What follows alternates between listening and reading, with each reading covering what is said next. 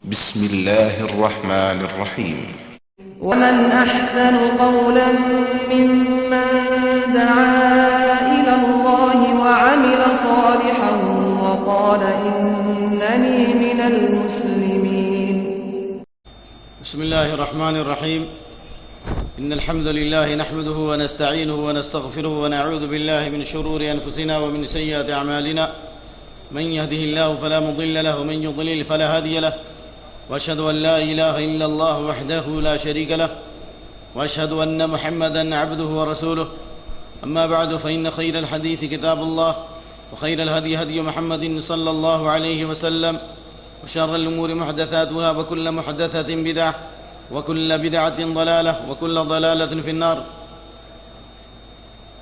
قال الإمام المؤلف رحمه الله: باب ما جاء من التغليظ في من عبد الله عند قبر رجل صالح فكيف إذا عبده.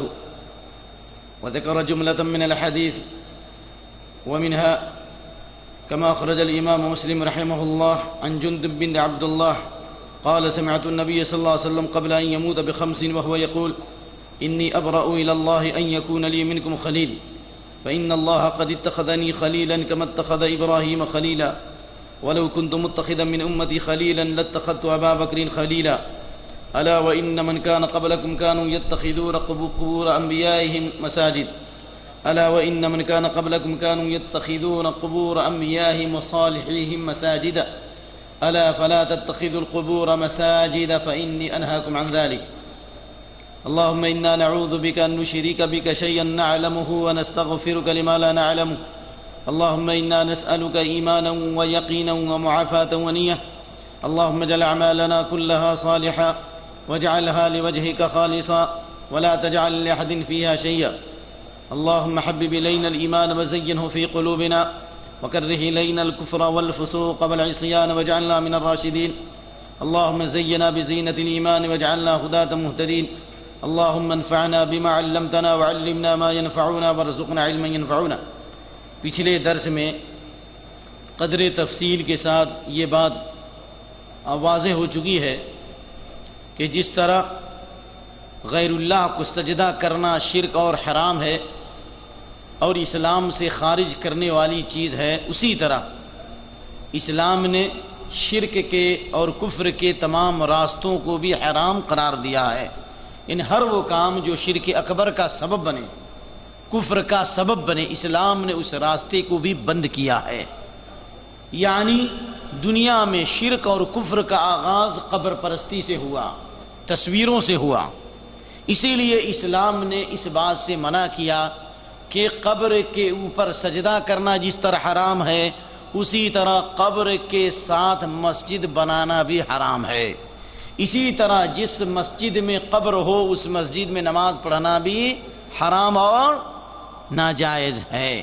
اسی طریقے سے بخاری کے حوالے سے یہ بات بھی آپ کے کانوں میں جا چکی ہے، یہ بات بھی آپ کو گوش و گزار کرائی جا چکی ہے کہ حضرت عمر رضی اللہ تعالیٰ عنہ نے حضرت انس بن مالک رضی اللہ تعالیٰ عنہ کو مسجد نماز پڑھتے دیکھا جہاں پر قبر تھی. قبر پر نماز نہیں پڑھ رہے تھے، قبر کے سامنے سجدہ نہیں کر رہے تھے، لیکن قبر قریب تھی، یعنی قبر کے قریب، قبر کو انہوں نے سجدہ نہیں کیا اور نہ انہیں معلوم تھا کہ میں قبر پہ نماز پڑھ رہا ہوں.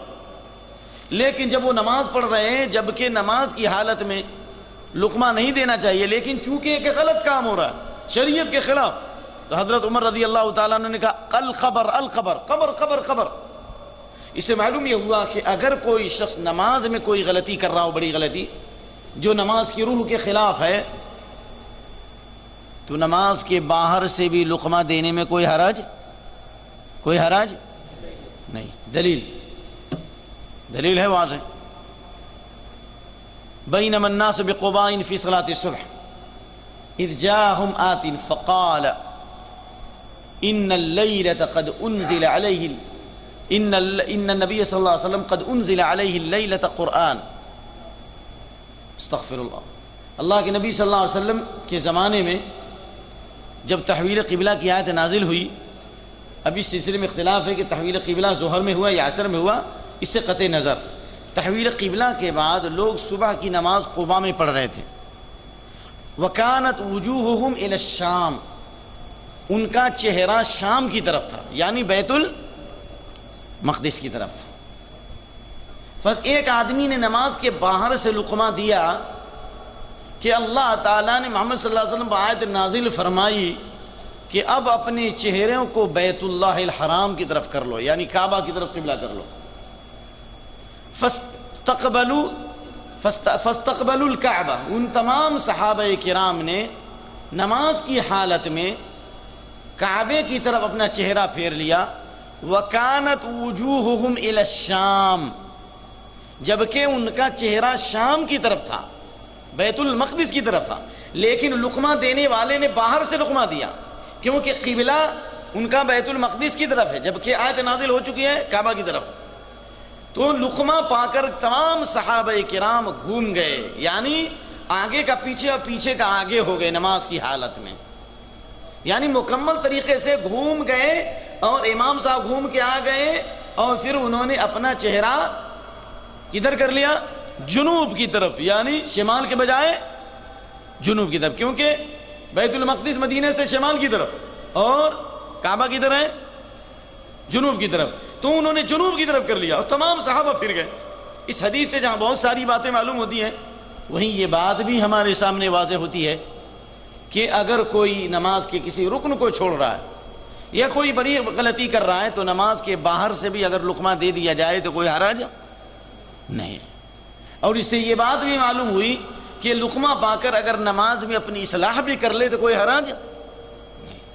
اور اس سے یہ بھی معلوم ہوا کہ بغیر علم کے جب تک عمل کیا اللہ کے ہاں اس کا عذر قابل قبول ہے، علم آنے کے بعد اگر غلطی کیا تو پھر اس کا عذر قابل قبول نہیں ہوگا، یعنی اس کا عمل درست نہیں ہوگا۔ یعنی علم آنے سے پہلے جو عمل ہوا گرچہ وہ قرآن و سنت کے خلاف کیوں نہ تھا، اسلام کے اصول کے خلاف کیوں نہ تھا، لیکن علم نہیں تھا، علم آنے کے بعد پھر سے اس کو لوٹانے کی ضرورت نہیں ہے۔ لہذا تمام صحابہ کرام نے بیت المقدس سے خانہ کعبہ کی طرف چہرہ پھیرا، جبکہ آج پہلے نازل ہو چکی ہے، لیکن صحابہ نے نماز کو شروع سے نہیں دہرایا، صحابہ نے نماز کو شروع سے قبلے یعنی کعبہ کی طرف چہرہ کر کے نہیں پڑھا، بلکہ جہاں سے باقی تھا وہیں سے کعبہ کی طرف چہرہ کر دیا۔ خلاصہ کلام یہ ہے کہ حضرت انس بن مالک رضی اللہ تعالیٰ عنہ نماز پڑھائے تو وہاں قبر قریب تھی، حضرت عمر رضی اللہ عنہ نے کہا القبر القبر قبر قبر قبر، اس سے معلوم ہوا کہ جہاں پہ قبر ہو وہاں پہ مسجد نہیں ہو سکتی ہے، اور جہاں پہ مسجد وہاں پہ قبر نہیں ہو سکتی ہے، اور اگر کوئی شخص قبر کے قریب نماز پڑھتا ہے تو اس کی نماز پڑھنا درست نہیں ہے۔ سمجھ میں آیا؟ اگر کتاب و سنت کے نصوص کی روشنی میں اس کو معلوم ہے کہ قبر کے قریب نماز پڑھنا جائز اور درست نہیں ہے، اور پھر بھی وہ نماز پڑھتا ہے تو اس کی نماز باطل ہے، نماز کیا ہوگی؟ باطل ہوگی۔ بہرحال آج جو حدیث میں آپ کے سامنے پڑھوں گا انشاءاللہ، اللہ وقت میں برکت دے، اور پھر جو میں نے وعدہ کیا اس موضوع کی وضاحت کا موقع بھی اللہ دے، اور میں اس موضوع کو آپ کے سامنے واضح کرنے کی کوشش کروں، اور اللہ اسے آسان کرے۔ حدیث کیا ہے؟ امام مسلم نقل کرتے ہیں جندب بن عبداللہ سے، اور یہ بخاری کے علاوہ اور بہت ساری حدیث کی کتابوں میں موجود ہے، بہت ساری حدیثوں میں، بخاری میں یہ روایت نہیں ہے، مسلم میں اور اس کے علاوہ بہت ساری حدیث کی کتابوں میں۔ کیا ہے کہ جندب بن عبداللہ بجلی کہتے ہیں کہ میں نے اللہ کے نبی صلی اللہ علیہ وسلم کو آپ کی وفات سے 5 پہلے کہتے ہوئے سنا، 5 یعنی 5 دن، صحیح قول میں، یعنی آپ کو صلی اللہ علیہ وسلم کو آپ کی وفات سے 5 دن پہلے فرماتے ہوئے سنا، یعنی جس وقت آپ صلی اللہ علیہ وسلم موت کی تکلیف میں تھے اور آپ پر موت کی نشانیاں ظاہر ہو چکی تھی، اور موت کی تکلیف میں آپ اپنے چہرے پر چادر ڈالتے تھے، اور جب دم گھٹتا تھا آپ چادر ہٹاتے تھے، اور اس وقت بھی آپ کہتے تھے کہ اللہ کی لعنت یہود و نصارہ پر جنہوں نے اپنی انبیاء کی قبروں کو مسجد بنایا، اے لوگو قبروں کو مسجد مت بنانا، میری قبر کو سجدہ گاہ مت بنانا۔ چنانچہ جندب بن عبداللہ فرماتے ہیں کہ اس موت کی تکلیف میں بھی آپ صلی اللہ علیہ وسلم نے واضح کیا کہ میں اللہ کے سامنے اس بات کی برات کرتا ہوں، اللہ کے سامنے اس بات کی برات کرتا ہوں کہ تم میں سے میرا کوئی خلیل نہیں ہے، یعنی تم میرے صحابہ ہو لیکن تم میرے صحابہ ہو، تم میرے خلیل نہیں ہو، یعنی میں کسی کو خلیل نہیں بناتا، میرا خلیل صرف رب العالمین۔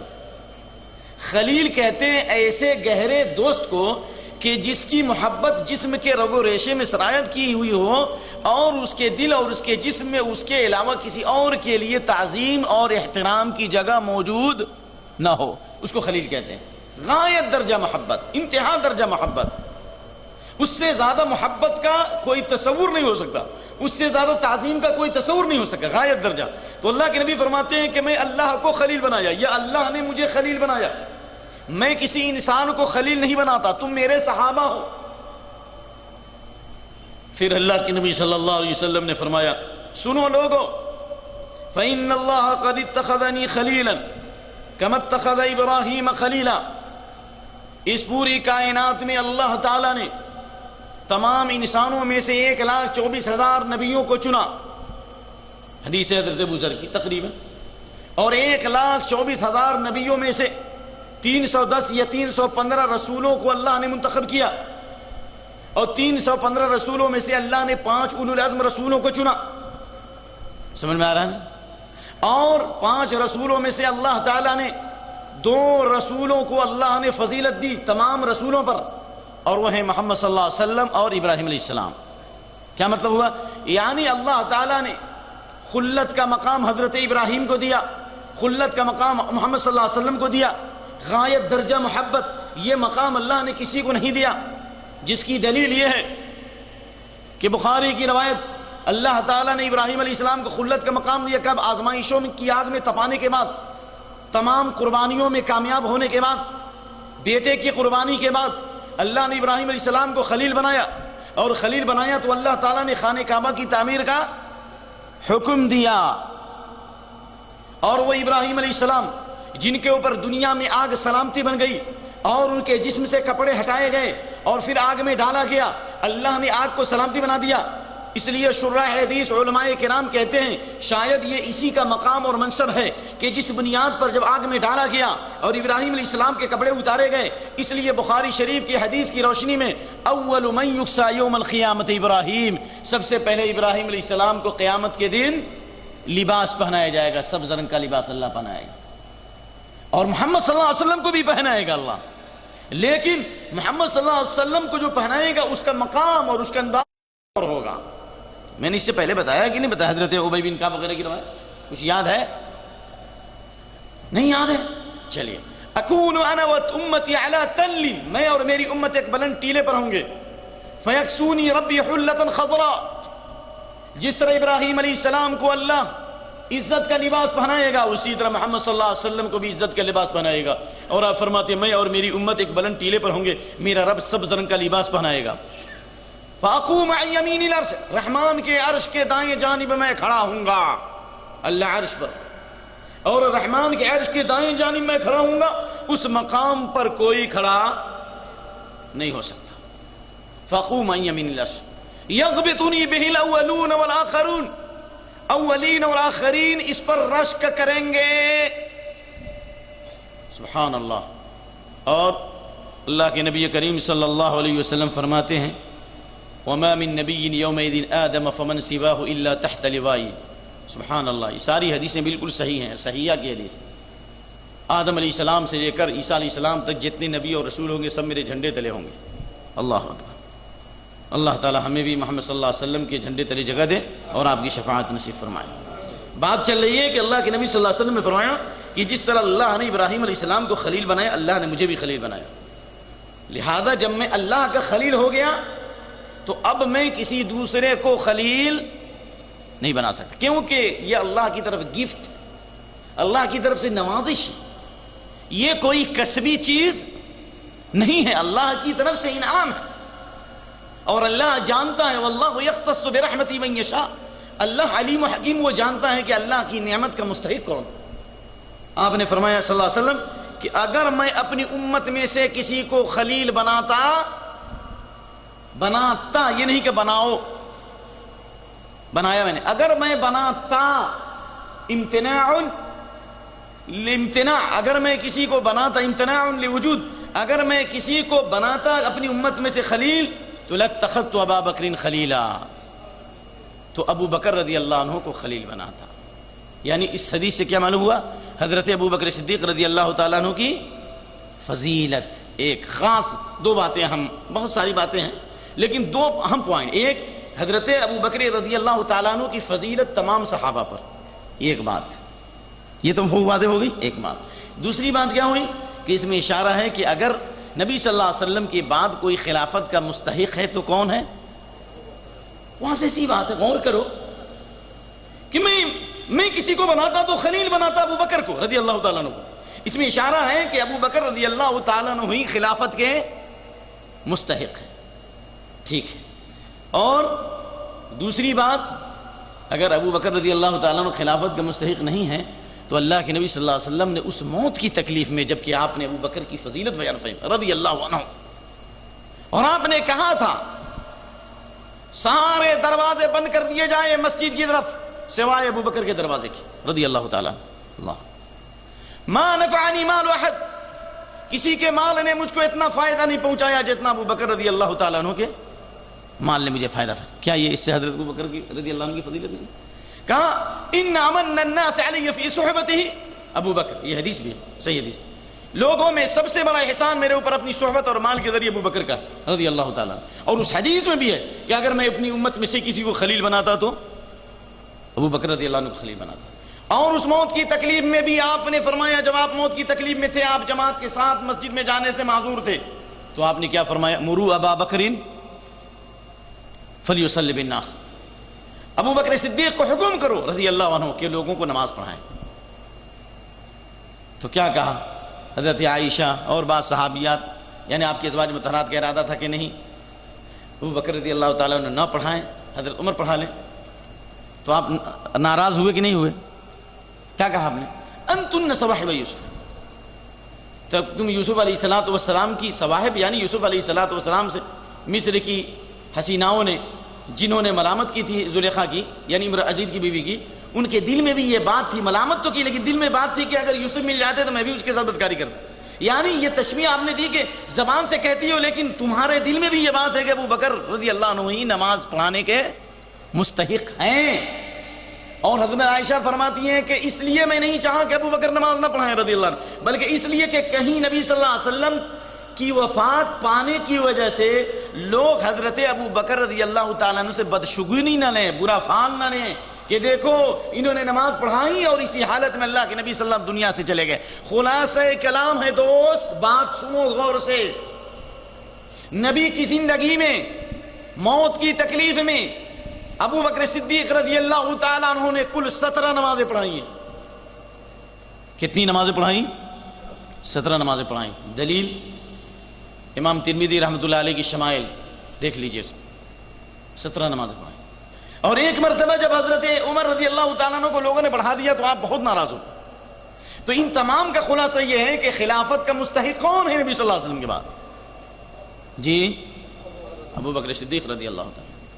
اور اس حدیث میں بھی جو بخاری کی روایت ہے ابن عمر کی، کننا لا نعدل بأبی بکر وعمر احدا، ہم لوگ ابو بکر اور عمر رضی اللہ عنہ کے مقابلے میں کسی کو فضیلت نہیں دیتے تھے. اور تمام صحابہ یہ کہتے تھے کہ سب سے افضل ابو بکر، اس کے بعد عمر، اس کے بعد عثمان. اور حضرت علی رضی اللہ تعالیٰ عنہ کی فضیلت پر اجماع ہے کہ حضرت عثمان کے بعد حضرت علی رضی اللہ عنہ کی فضیلت ہے تقریباً. لیکن حضرت ابو بکر رضی اللہ عنہ کی فضیلت اور عمر رضی اللہ عنہ کی فضیلت اور عثمان رضی اللہ عنہ کی فضیلت اور اس کے ساتھ علی رضی اللہ عنہ کی فضیلت، یہ ساری باتیں اجماعی طور پر ثابت ہیں اور نصی طور پر بھی ثابت ہیں. اور حضرت ابو بکر رضی اللہ عنہ کی خطابت نصاً بھی ثابت ہے، کیونکہ آپ نے اس عورت کو کہا کہ یا نبی اللہ اگر میں آپ کو نہ پاؤں تو کہاں جاؤں؟ کہا اِلَّمْ تَجِدِينِي، اگر تو مجھ کو نہیں پائے گی تو تو آ ابو بکر کے پاس اور عمر کے پاس رضی اللہ عنہ. اس میں بھی اشارہ تھا کہ ابو بکر رضی اللہ تعالیٰ عنہ اور عمر رضی اللہ تعالیٰ عنہ خلافت کے مستحق ہیں، یہ کے بعد دیگرے. اور اس کے علاوہ بھی بہت ساری دلیلیں، چونکہ موضوع الگ ہے. خلاصہ یہ ہے کہ اس سے حضرت ابو بکر رضی اللہ عنہ کی عام فضیلت ثابت ہے. وہیں یہ بات بھی ثابت ہوتی ہے کہ ابو بکر رضی اللہ تعالیٰ عنہ ہی امامت اور خلافت کے مستحق ہیں، اور اس لیے بھی کہ آپ نے اپنی زندگی میں ابو بکر رضی اللہ عنہ کو امام بنایا اور کل 17 نمازیں حضرت ابو بکر رضی اللہ تعالیٰ عنہ نے پڑھائیں. نبی کی زندگی میں بھی بات میرے ذہن میں اور بھی آ رہی ہے کہ جب آپ صلی اللہ علیہ وسلم بنو سالم کے قبیلے میں جب اختلاف ہو گیا تھا نا، ارے بھائی اختلاف ہو گیا تو صلح کے لیے گئے تو ظہر کی نماز کے وقت ہو گیا تو لوگوں نے ابو بکر رضی اللہ عنہ کو کہا کہ آپ نماز پڑھائیں گے؟ کہا کہ اگر آپ چاہو تو. جیسے انہوں نے نماز شروع کی اللہ کے نبی صلی اللہ علیہ وسلم آ گئے، پیچھے ہٹنے لگے. آپ نے فرمایا کہ تم اپنی مکان پر رہو، اپنی جگہ پر رہو. پھر بھی پیچھے ہٹ گئے. پھر آپ صلی اللہ علیہ وسلم آگے بڑھے اور جب آپ نے نماز پڑھا لی تو کہا اے ابو بکر کیوں ہٹے؟ کہا کہ ابو قحافہ کے بیٹے کی یہ ہمت کہاں کہ اللہ کے نبی کے سامنے آگے بڑھے صلی اللہ علیہ وسلم. اور وہ موت کی تکلیف میں جب ابو بکر رضی اللہ تعالیٰ عنہ امامت فرما رہے تھے اور اللہ کے نبی صلی اللہ علیہ وسلم تشریف لائے، حضرت ابو بکر رضی اللہ عنہ کے بائیں جانب، ابو بکر رضی اللہ عنہ دائیں جانب تھے اور اللہ کے نبی صلی اللہ ابو بکر رضی اللہ تعالیٰ عنہ کے بائیں جانب بیٹھ گئے. فَأَبِي بَكْرٍ يَقْتَدِي بِالنَّبِي صلی اللہ علیہ وسلم، ابو بکر رضی اللہ عنہ نبی صلی اللہ علیہ وسلم کی نماز کی اقتداء کرتے تھے. وَالنَّاسُ يَقْتَدُونَ بِأَبِي بَكْرٍ، اور لوگ ابو بکر رضی اللہ عنہ کی اقتداء کرتے تھے. کیا مطلب؟ یعنی اللہ کے نبی صلی اللہ علیہ وسلم نماز پڑھا رہے ہیں تو اس کی اقتداء کون کر رہے تھے؟ ابو بکر رضی اللہ عنہ. اور ابو بکر رضی اللہ تعالیٰ نے جو اللہ اکبر کہتے تھے ان کی آواز کو سن کر پیچھے صحابہ کن کی اقتداء کر رہے تھے؟ ابو بکر رضی اللہ. تو اس سے بھی معلوم ہوا کہ اللہ کے نبی صلی اللہ علیہ وسلم کے بعد اگر کوئی امامت اور خلافت کا مستحق ہے تو وہ کون؟ جی. اور سن لیجئے، اگر کسی کے پاس عقل ہے، اور عقل اسی کے پاس ہوتی ہے جو قرآن و سنت پہ غور و فکر کرتا ہے. جو قرآن و سنت پہ غور و فکر نہیں کرتا اس کی عقل جانوروں کی طرح ہوتی ہے، بلکہ وہ جانوروں سے بھی بدتر ہوتا ہے. اللہ تعالیٰ نے فرمایا كَذَلِكَ يُبَيِّنُ اللَّهُ لَكُمُ الْآيَاتِ لَعَلَّكُمْ تَعْقِلُونَ. اللہ تعالیٰ اپنی آیتیں کھول کھول کے اس لیے بیان کرتا ہے تاکہ تم عقل سے کام لو. آیتیں اور اللہ کی نشانیاں جب اللہ تعالیٰ نے ہمیں بھیجی ہیں اور ان پر جب غور کریں گے تو عقل و شعور میں پختگی آئے گی، قلب میں روشنی آئے گی، دماغ میں وسعت ہوگی، سوچنے سمجھنے کی صلاحیت آئے گی. سبحان اللہ، یہ قرآن کی تاثیر ہے. ٹھیک ہے، غور کیجئے. قرآن میں بھی سورہ فاتحہ سے بھی ثابت ہے کہ ابو بکر رضی اللہ عنہ امامت کے مستحق ہیں. یہ اتنا دقیق نقطہ ہے جو میں نے ایک یہاں مملکہ سعودی عربیہ کے ایک بڑے عالم جنہوں نے اصول فقہ کی بڑی خدمت انجام دی اور تفسیر کے فقہ کے اصول فقہ کے بڑے عالم محمد امین الشنقیطی رحمہ اللہ، جن کی کتاب اضواء البیان ہے، اور ان کے فرزند عبداللہ بن محمد امین الشنقیطی جسے مجھے مدینہ منورہ میں بار بار پڑھنے کا اور شاگردی کا شرف حاصل کیا. اللہ تعالیٰ ان کو صحت و تندرستی دے اور ان کے والد کی مغفرت فرمائے. انہوں نے استنباط کیا کہ اللہ نے فرمایا اہدنا الصراط المستقیم. میں نہیں چاہ رہا تھا بولنا، لیکن چلیے بات آئی تو کہہ ہی دے. میں نے اس نقطے کو بیان کرنے کا میرا ارادہ نہیں تھا، لیکن شاید اللہ کسی کو فائدہ پہنچا دے. سورہ فاتحہ سے بھی ثابت ہے ابو بکر رضی اللہ عنہ کی فضیلت، اور سورہ فاتحہ سے بھی حضرت ابو بکر رضی اللہ تعالیٰ عنہ کی امامت ثابت ہے. وہ کیسے؟ بندہ کہتا ہے اہدنا الصراط المستقیم، اللہ ہمیں صراط مستقیم کی ہدایت عطا فرما، اور ان لوگوں کا راستہ صراط مستقیم ہے جن پر تو نے انعام کیا. اور اللہ نے جن لوگوں پر انعام کیا وہ 5 جماعتیں ہیں. نمبر 1 ومن یطع اللہ والرسول فاولئک مع الذین انعم اللہ علیہم من النبیین، اس کے بعد والصدیقین، اس کے بعد والشہداء، اس کے بعد والصالحین. ومن یطع اللہ مع الرسول ومن یطع اللہ والرسول فاولئک مع الذین انعم اللہ من النبیین والصدیقین والشہداء والصالحین. یعنی 4 گروہ ہے. منعم علیہم، انعام یافتہ گروہ کتنا ہے؟ 4 ہے. اور گمراہ گروہ 2 ہے، ایک مغضوب علیہم اور ایک والضالین. ٹھیک ہے، تو انعام یافتہ گروہ میں پہلے انبیاء ہیں، اس کے بعد صدیقین ہیں. اور صدیقین کے امام کون ہیں؟ صدیق کا خطاب کس نے دیا؟ اللہ کے نبی صلی اللہ علیہ وسلم. ٹھیک، آپ سے پوچھا گیا کہ عورتوں میں سب سے زیادہ محبت کس سے آپ کو؟ کہا حضرت عائشہ، بخاری کی روایت. مردوں میں کس سے؟ کہا اس کے باپ یعنی ابو بکر سے رضی اللہ تعالیٰ. تو ابو بکر رضی اللہ عنہ کا صدیق کا خطاب کس نے دیا؟ اللہ نے دیا، اور محمد صلی اللہ علیہ وسلم نے ان کی صدیقیت کا اعلان کیا. تو اللہ تعالیٰ ہمیں صدیقین کا راستہ دکھلا. اور صدیقین کے امام انبیاء کے بعد کون؟ ابو بکر رضی اللہ تعالیٰ عنہ. ٹھیک، اس سے معلوم یہ ہوا کہ اللہ ہمیں ہدایت دے صدیقین کا، اور صدیقین کے امام ابو بکر تھے رضی اللہ تعالیٰ. اس میں اشارہ ہے کہ ابو بکر ہی انبیاء کے بعد، ابو بکر ہی انبیاء کے بعد خلافت کے مستحق ہیں. کیوں؟ اس لیے کہ ہدایت کا معنی یہ ہے کہ اللہ ہمیں صدیقین کے ساتھ رکھ، شہداء کے ساتھ رکھ، اور یہ ساتھ دنیا کا بھی ساتھ ہے اور آخرت کا بھی ساتھ ہے. کیونکہ جو جس سے محبت کرتا ہے اس کا حشر، جو جس جماعت کے ساتھ دنیا میں ہوگا اس کا حشر بھی قیامت کے دن اسی کے ساتھ ہوگا. حدیث جی وغیرہ ذالک، اور بھی بہت ساری روایتیں میرے ذہن میں آ رہی ہیں. لیکن چلیے خلاصہ کلام یہ ہوا کہ اس آیت سے بھی علماء نے استنباط کیا کہ حضرت ابو بکر رضی اللہ تعالیٰ عنہ خلافت کے مستحق ہیں. اب آئیے اللہ کے نبی فرماتے ہیں صلی اللہ علیہ وسلم الا وان من کان قبلکم. اس بات کو بیان کرنے کے بعد آپ نے فرمایا اے لوگو سن لو. اور الا حرف تنبیہ ہے، تحذیر ہے، آگاہ ہے. الا سن لو، کیا مطلب ہوا؟ اللہ ایسے بھی کوئی بات کہیں تو وحی ہے اور آپ کی ہر بات اللہ کی طرف سے ہے، لیکن اگر اللہ کے نبی کسی بات کو بیان کرنے سے پہلے اگر سن لو، اس کا مطلب ہے کہ آپ کسی فتنے سے آگاہ کر رہے ہیں۔ اگر اس فتنے سے آگاہ نہیں ہوگے تو فتنے میں مبتلا ہو جاؤ گے۔ اس سے معلوم ہوا کہ جب بھی کوئی اہم بات بیان کرنی ہو، اس بات کے بیان کرنے سے پہلے لوگوں کی توجہ مرکوز کرنے کے لیے کہتے سن لو لوگو، یہ میں بہت اہم بات بتا رہا ہوں۔ تو آپ نے فرمایا اے لوگو سن لو، آگاہ ہو جاؤ، کانوں کو کھڑا کر لو۔ کیا؟ الا ان من كان قبلكم كانوا يتخذون قبور انبيائهم وصالحيهم مساجد، تم سے پہلے جو لوگ تھے انہوں نے اپنے انبیاء اور صالحین کی قبروں کو مسجد بنا لیا، یعنی اپنے انبیاء اور صالحین کی قبروں پر عبادت کی۔ فلا تتخذوا القبور الا فلا تتخذوا القبور مساجد، سن لو قبروں کو مسجد مت بنانا۔ فإني أنهاكم عن ذلك، میں تم کو اس سے منع کرتا ہوں۔ قبروں کو مسجد بنانے کا 3 مطلب ہے۔ پہلا مطلب تو یہی ہے جو میں نے آپ کے سامنے اس سے پہلے پیش کیا کہ قبروں کو مسجد بنانے کے انسان قبروں پر سجدہ کرے، یہ تو صریح شرک ہے، اس میں کوئی شک نہیں۔ لا تسجدوا للشمس ولا للقمر واسجدوا لله الذي خلقهن ان كنتم اياه تعبدون، نہ سورج کو سجدہ کرو نہ چاند کو سجدہ کرو۔ سورج اور چاند کا ذکر کیوں کیا؟ یہ اللہ کی عظیم ترین مخلوق ہے، اللہ کی بہت بڑی نشانی ہے۔ آیاتان من آیات اللہ، اللہ کی نشانیوں سے ایک نشانی ہے۔ سورج اور چاند اللہ کی عظیم ترین مخلوق ہے۔ اللہ اس کو بھی قیامت کے الشمس والقمر مکوران یوم القیامہ، سورج اور چاند کو اللہ قیامت کے دن لپیٹ لے گا، بخاری کی حدیث ہے۔ اور ابن حجر نقل کرتے ہیں فتح الباری میں، سورج اور چاند کو لپیٹ کر کے اللہ جہنم میں ڈال دے گا۔ کیوں؟ اس لیے کہ اللہ کہتا ہے انکم وما تعبدون من دون اللہ حسب جہنم، تم اور جس کی تم اللہ کے علاوہ عبادت کرتے تھے ان تمام کو اللہ جہنم کے اندر ڈال دے گا، جہنم کا ایندھن بنائے گا، سوائے انبیاء و صالحین کے جنہوں نے برات کا اعلان کیا۔ خلاصہ یہ کلام یہ ہوا سورج اور چاند کو سجدہ مت کرو، سجدہ اس کو کرو جس نے ان تمام چیزوں کو پیدا کیا، خالق کا سجدہ کرو، مخلوق کا سجدہ مت کرو۔ تو معلوم یہ ہوا کہ اگر کوئی غیر اللہ کو سجدہ کرتا ہے یا قبر کو سجدہ کرتا ہے یا قبر والے کو سجدہ کرتا ہے، وہ مشرک ہے، وہ کافر ہے، وہ خالدن مخلدن فی النار ہے، وہ ہمیشہ ہمیں جہنم میں داخل ہونے کا مستحق ہے، الا یہ کہ وہ توبہ کر لے اور توحید پر اس کی موت ہو۔ اس کے باوجود بھی سجدے ہو رہے ہیں 11 سیڑھیوں کے، اس کے باوجود بھی بزرگوں کو سجدے ہو رہے ہیں، اور کہتے ہیں یہ تعظیم کا سجدہ ہے۔ ظالم تو تعظیم کا سجدہ نہیں ہوتا ہے تو توہین کا سجدہ ہوتا ہے، سنا ہے کہ نہیں آپ لوگ؟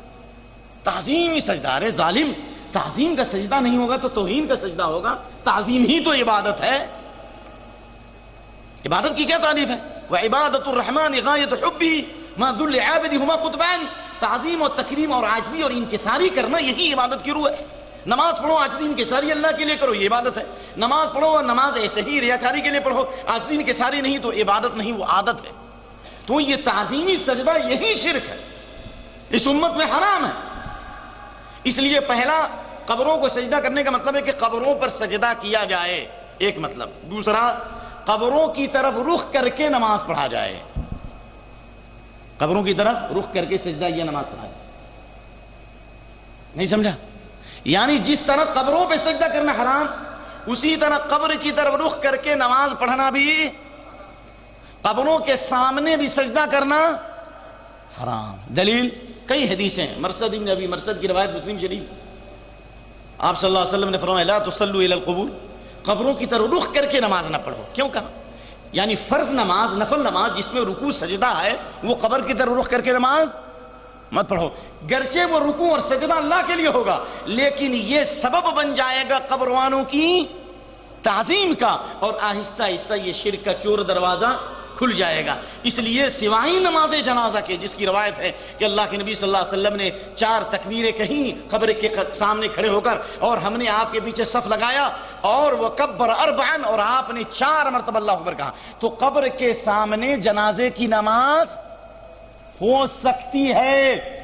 اگر کسی نے نماز جنازہ نہیں پڑھی، باپ کی، دادا کی، نانا کی، اور گیا، تو قبر کے سامنے کھڑے ہو کر کے جنازے کی نماز پڑھ سکتا ہے۔ بہت ساری حدیثیں ہیں بخاری میں، مسلم میں، ابو داؤد میں۔ تو سجدہ بنانے کا مطلب یہ کہ قبر کی طرف رخ کر کے نماز پڑھنا یہ بھی سجدہ ہے۔ صرف سجدہ ہی مقصود نہیں، نماز، کیونکہ اللہ تعالیٰ نے کہا کہ اے ایمان والو، رکوع کرنے والوں کے ساتھ رکوع کرو، برکو میں رکھے، ایمان و رکوع کرو، سجدہ کرو۔ اس کا مطلب صرف رکوع سجدہ، یعنی اس سے مراد نماز، یعنی قبر کی طرف رخ کر کے نماز نہیں پڑھی جائے۔ 2 ہو گیا۔ نمبر 3، قبر کو سجدہ بنانے کا مطلب یہ ہے کہ جہاں پر قبر ہے اس کے ارد گرد میں کہیں پر نماز پڑھنا جائز اور درست نہیں ہے۔ دلیل وہ حضرت عمر والی روایت جو انس رضی اللہ عنہ کو کہا تھا، اور واضح نبی کی حدیث صلی اللہ علیہ وسلم الارض کلها مسجد الا المقبر والحمام، پوری روئے زمین مسجد ہے سوائے مقبرہ اور حمام کے۔ جہاں مقبرہ ہوگا وہاں پر نماز نہیں ہو سکتی، جو مقبرہ ہے قبر ہے اس کے ارد گرد نماز نہیں ہو سکتی۔ لیکن ایک شہر ہندوستان میں کرناٹکا کا ایسا ہے کہ ظالموں نے اس مسجد کا نام ہی مسجد مقبرہ رکھ دیا۔ کیا رکھ دیا نام؟ مسجد مقبرہ۔ مسجد اور قبر دونوں جمع نہیں ہو سکتی۔ ارے ظالم، تو مسجد مقبرہ کیسے ہو سکتا ہے؟ قبر مسجد نہیں، مسجد قبر نہیں بن سکتی، تو پھر مسجد مقبرہ کیسے ہو سکتا ہے؟ ہاں، مسجد مقبرہ نہیں بلکہ وہ مسجد کفر ہو سکتا ہے، مسجد شرک ہو سکتا ہے، وہ اللہ کی عبادت گاہ نہیں بن سکتی۔ تو یہ تین مطلب ہے میرے بھائیوں۔ اس لیے اللہ کے نبی نے فرمایا کہ قبروں کو مسجد مت بناؤ، یعنی نہ قبر پر سجدہ کرو، نہ قبر کی طرف رخ کر کے نماز پڑھو، نہ قبر کے ایریے میں نماز پڑھو، میں تم کو اس سے منع کرتا ہوں۔ اللہ کے نبی صلی اللہ علیہ وسلم نے زندگی کے آخری اوقات میں آپ نے منع فرمایا، اس لیے کہا کہ اس کے پاس نماز پڑھنا منع ہے، اگرچہ مسجد کیوں نہ بنائی جائے، یعنی گرچہ وہاں پہ مسجد نہیں بنائی جائے لیکن مسجد کا مطلب ہے سجدہ کرنا، سجدہ، مسجد سجدہ کرنے کی جگہ، یعنی اگر کوئی مسجد نہیں بھی بناتا ہے لیکن قبر کے قریب اگر سجدہ کرتا ہے تو بھی گویا اس نے مسجد بنایا۔ کیوں؟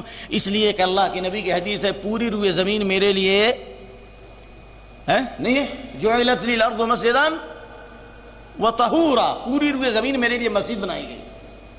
جہاں بھی فایما رجل، پوری روئے زمین میرے لیے مسجد ہے اور پاکی حاصل کرنے کا ذریعہ ہے، یعنی وضو اگر نہیں کر سکتے ہو، پانی نہیں ہے تو تیمم کر لو، اور پوری روئے زمین مسجد ہے، ٹھیک ہے۔ فایما رجل ادرکت الصلاۃ، جہاں بھی نماز کا وقت ہو جائے وہیں پر نماز پڑھ لو، سوائے مقبرہ کے اور حمام کے۔ کیا مطلب؟ قبرستان کے اور حمام چھوڑ کر کے تمام روئے زمین مسجد ہے۔ تو معلوم یہ ہوا کہ اگر قبر کے قریب اگر نماز پڑھتا ہے، چاہے وہ مسجد نہ بھی بنائی جائے، نماز پڑھنا بھی اس کو مسجد بنانا ہے۔ چلیے، اور یہ حدیث جو حضرت عائشہ رضی اللہ تعالیٰ عنہ نے کہی، اگر اس بات کا خوف نہیں ہوتا کہ لوگ آپ کی قبر کو مسجد بنا لیں گے تو آپ کی قبر کو ظاہر کر دیا جاتا۔ ظاہر کرنے کا مطلب کیا ہے؟ یہ درس ہو چکا ہے۔ یا تو آپ کی قبر بقیع میں ہوتی، قبرستان میں ہوتی، کیونکہ آپ صلی اللہ علیہ وسلم نے تمام صحابہ کو کہاں دفن کیا؟ قبرستان میں۔ اور آپ صلی اللہ علیہ وسلم نے دو صحابی، مہاجرین میں سے سب سے پہلے مرنے والے صحابی جو ہیں عثمان بن مظعون، اور انصار میں اسعد بن زرارہ، اس میں متفق علیہ بات، ٹھیک ہے۔ آپ صلی اللہ علیہ وسلم نے بوسہ لیا حضرت عثمان بن مظعون کا، اور آپ صلی اللہ علیہ وسلم روئے اور آپ نے ان کے لیے دعا کی، اور آپ نے ان کو دفن کہاں کیا؟ بقیع میں۔ اور آپ صلی اللہ علیہ وسلم کو اللہ نے حکم دیا کہ بقیع قبرستان کے مردوں کے لیے دعا کرو۔ اور میں نے شاید اس سے پہلے بار بار یہ بات بتائی دوستو بھائیو، ایک ہی بات کو بار بار کہیں اکتا نہ جائیں، کہ اللہ کے نبی صلی اللہ علیہ وسلم کی جب جب باری حضرت عائشہ رضی اللہ عنہا کے پاس ہوتی تھی، صرف وہ 15ویں شعبان نہیں، حلوے اور مٹھائیوں کی بارات اور حلوے اور شب برات کے فتنے نہیں، بلکہ اللہ کے نبی کی جب جب باری حضرت عائشہ کے پاس ہوتی تھی تب تب آپ رات کے آخری حصے میں بقیع قبرستان جاتے تھے۔ آپ کے پاس جبریل نہیں ہوتے تھے، میکائیل نہیں ہوتے تھے، اللہ اکبر، آپ کے پاس آپ کے صحابہ نہیں ہوتے تھے۔ میں نے بتایا نا کہ اللہ کے نبی جب احد گئے تو آپ کے ساتھ ابو بکر بھی ہیں، اللہ اکبر، رضی اللہ عنہ، عمر بھی ہیں رضی اللہ عنہ، عثمان بھی ہیں رضی اللہ عنہ، اور اب احد پہاڑ حرکت کرنے لگا تو آپ نے کہا اس کو نہیں آؤ احد، حدیث بخاری میں، اے احد ٹھہر جا، تجھے معلوم ہونا چاہیے تیرے اوپر نبی بھی ہے، ایک نبی ہے اور ایک صدیق ہے اور دو شہید ہے، یعنی عمر اور عثمان رضی اللہ تعالی عنہما، سبحان اللہ۔ تو اللہ کے نبی صلی اللہ علیہ وسلم بقیع احد کی زیارت کے لیے گئے تھے، اتنی دور ہے نا، وہ احد دور ہے کہ نہیں ہے؟ کتنا ہے؟ مسجد نبی سے کتنا، کم سے کم 3 کلومیٹر تو ہوگا نا، زیادہ ہوگا، لیکن بقیع قبرستان قریب ہے تو آپ گئے تو اکیلے گئے، بیوی کو بھی نہ لے گئے، حضرت عائشہ کو اٹھا کے لے جاتے نا، باری تھی، آپ کے ساتھ ابو بکر ہوتے رضی اللہ عنہ، تو آپ اکیلے گئے، اور جب جب نبی صلی اللہ علیہ وسلم کی باری حضرت عائشہ رضی اللہ عنہا کے پاس ہوتی تھی تب تب آپ صلی اللہ علیہ وسلم رات کے آخری حصے میں بقیع قبرستان جاتے تھے، یہاں تک کہ وہ دعا بھی ہے، اللہم اغفر لاہل البقیع الغرقد، اے اللہ بقیع قبرستان کے مردوں کی مغفرت فرما، ہاتھ اٹھا کر آپ نے 3 مرتبہ دعا فرمائی علیہ الصلوۃ والسلام۔ کتنے خوش نصیب ہیں وہ لوگ جن کو نبی کی دعا ملی، سبحان اللہ۔ لیکن دوست یہ تو غور کرو کہ اللہ کے نبی صلی اللہ علیہ وسلم نے بقیع قبرستان کے مردوں کے لیے مغفرت کی دعا کی، اور آپ صلی اللہ علیہ وسلم نے صحابہ کو وہاں دفن کیا، اور آپ صلی اللہ علیہ وسلم اس پر مسلمانوں کو تعلیم دی، یہی آپ کا عمل ہے۔ ایسا بھی تو کرتے کہ آپ کی زندگی میں جو صحابہ مرے اور جن سے آپ نے محبت کی، آپ اپنے کمرے میں اس کو دفن کرتے، مسجد نبوی کے قریب جگہ دے دیتے۔ غور کیجئے اس بات۔ اب رہا مسئلہ جس کا آپ کو انتظار ہوگا، اگر یہ بات ہے تو پھر نبی صلی اللہ علیہ وسلم کو حجرہ عائشہ میں کیوں دفن کیا گیا؟ آپ کی قبر بھی میدان میں ہونی چاہیے، کیونکہ اللہ کے نبی فرماتے ہیں کہ علیکم بسنتی و سنت الخلفاء الراشدین۔ میں آپ کی طرف سے سوال کر رہا ہوں، میں آپ کی طرف سے دلیل، آپ کی طرف سے جواب مجھے دینا ہے، اور اللہ ہی کو معلوم کیا حال ہوگا۔ آپ کی طرف سوال یہ ہے، اے مولوی کہتے ہو فعلیکم بسنتی و سنت الخلفاء الراشدین، میری سنت کو لازم پکڑو، خلفاء راشدین کی سنت کو لازم پکڑو۔ کیا نبی کمرے میں دفن ہوئے تو کیا یہ نبی کی سنت نہیں؟ ابو بکر و عمر رضی اللہ عنہ نبی صلی اللہ علیہ وسلم کے ساتھ کمرے میں دفن ہوئے تو کیا یہ خلفاء راشدین کی سنت نہیں ہے؟ تو پھر ہمیں بھی کمرے میں دفن ہونے دو۔ سوال سمجھا کہ نہیں سمجھا؟ سبحان اللہ۔ کہیں گے لوگوں جو باتیں اگر نبی کا فعل، جواب نمبر 1، نبی کا قول اور نبی کا فعل اگر مل جائے تو قول کو فوقیت دی جائے گی فعل کے مقابلے میں۔ کیوں؟ قول یہ عام حکم ہے، آپ کا عام حکم، اور آپ کی عام زندگی کا عمل یہ تھا کہ آپ بقیع قبرستان میں لوگوں کو دفن کرتے تھے، کسی بھی صحابی کو آپ نے کمرے میں دفن ہونے کی اجازت نہیں دی، ٹھیک ہے؟ اور آپ کا فعل یہ ہے کہ آپ کو دفن کیا گیا حضرت عائشہ رضی اللہ عنہا کے کمرے میں۔ اس سے معلوم یہ ہوا کہ یہ نبی کی خصوصیت ہے۔ تو آپ کی یہ نبی کی خصوصیت، جو بات تم کو سمجھ میں نہ آئے وہ نبی کی خصوصیت، یہ کیا فتنہ کھڑا کر دیا وہابیوں نے لہابیوں نے کہ نبی کی خصوصیت؟ کہیں گے نہیں، وہابی لہابی نہیں، یہ تو نبی صلی اللہ علیہ وسلم کی حدیث ہے۔ کیوں؟ اس لیے سمجھ میں آ رہا ہے نا کہ اللہ کے نبی صلی اللہ علیہ وسلم کی وفات کے بعد صحابہ میں اختلاف ہوا کہ نبی کو دفن کہاں کیا جائے۔ پڑھیے پوری کتاب تاریخ میں نے بہت پڑھنے کی کوشش کی، یعنی جہاں جہاں تک ممکن ہوا۔ تمام کا خلاصہ یہ ہو کہ صحابہ میں اختلاف تھا۔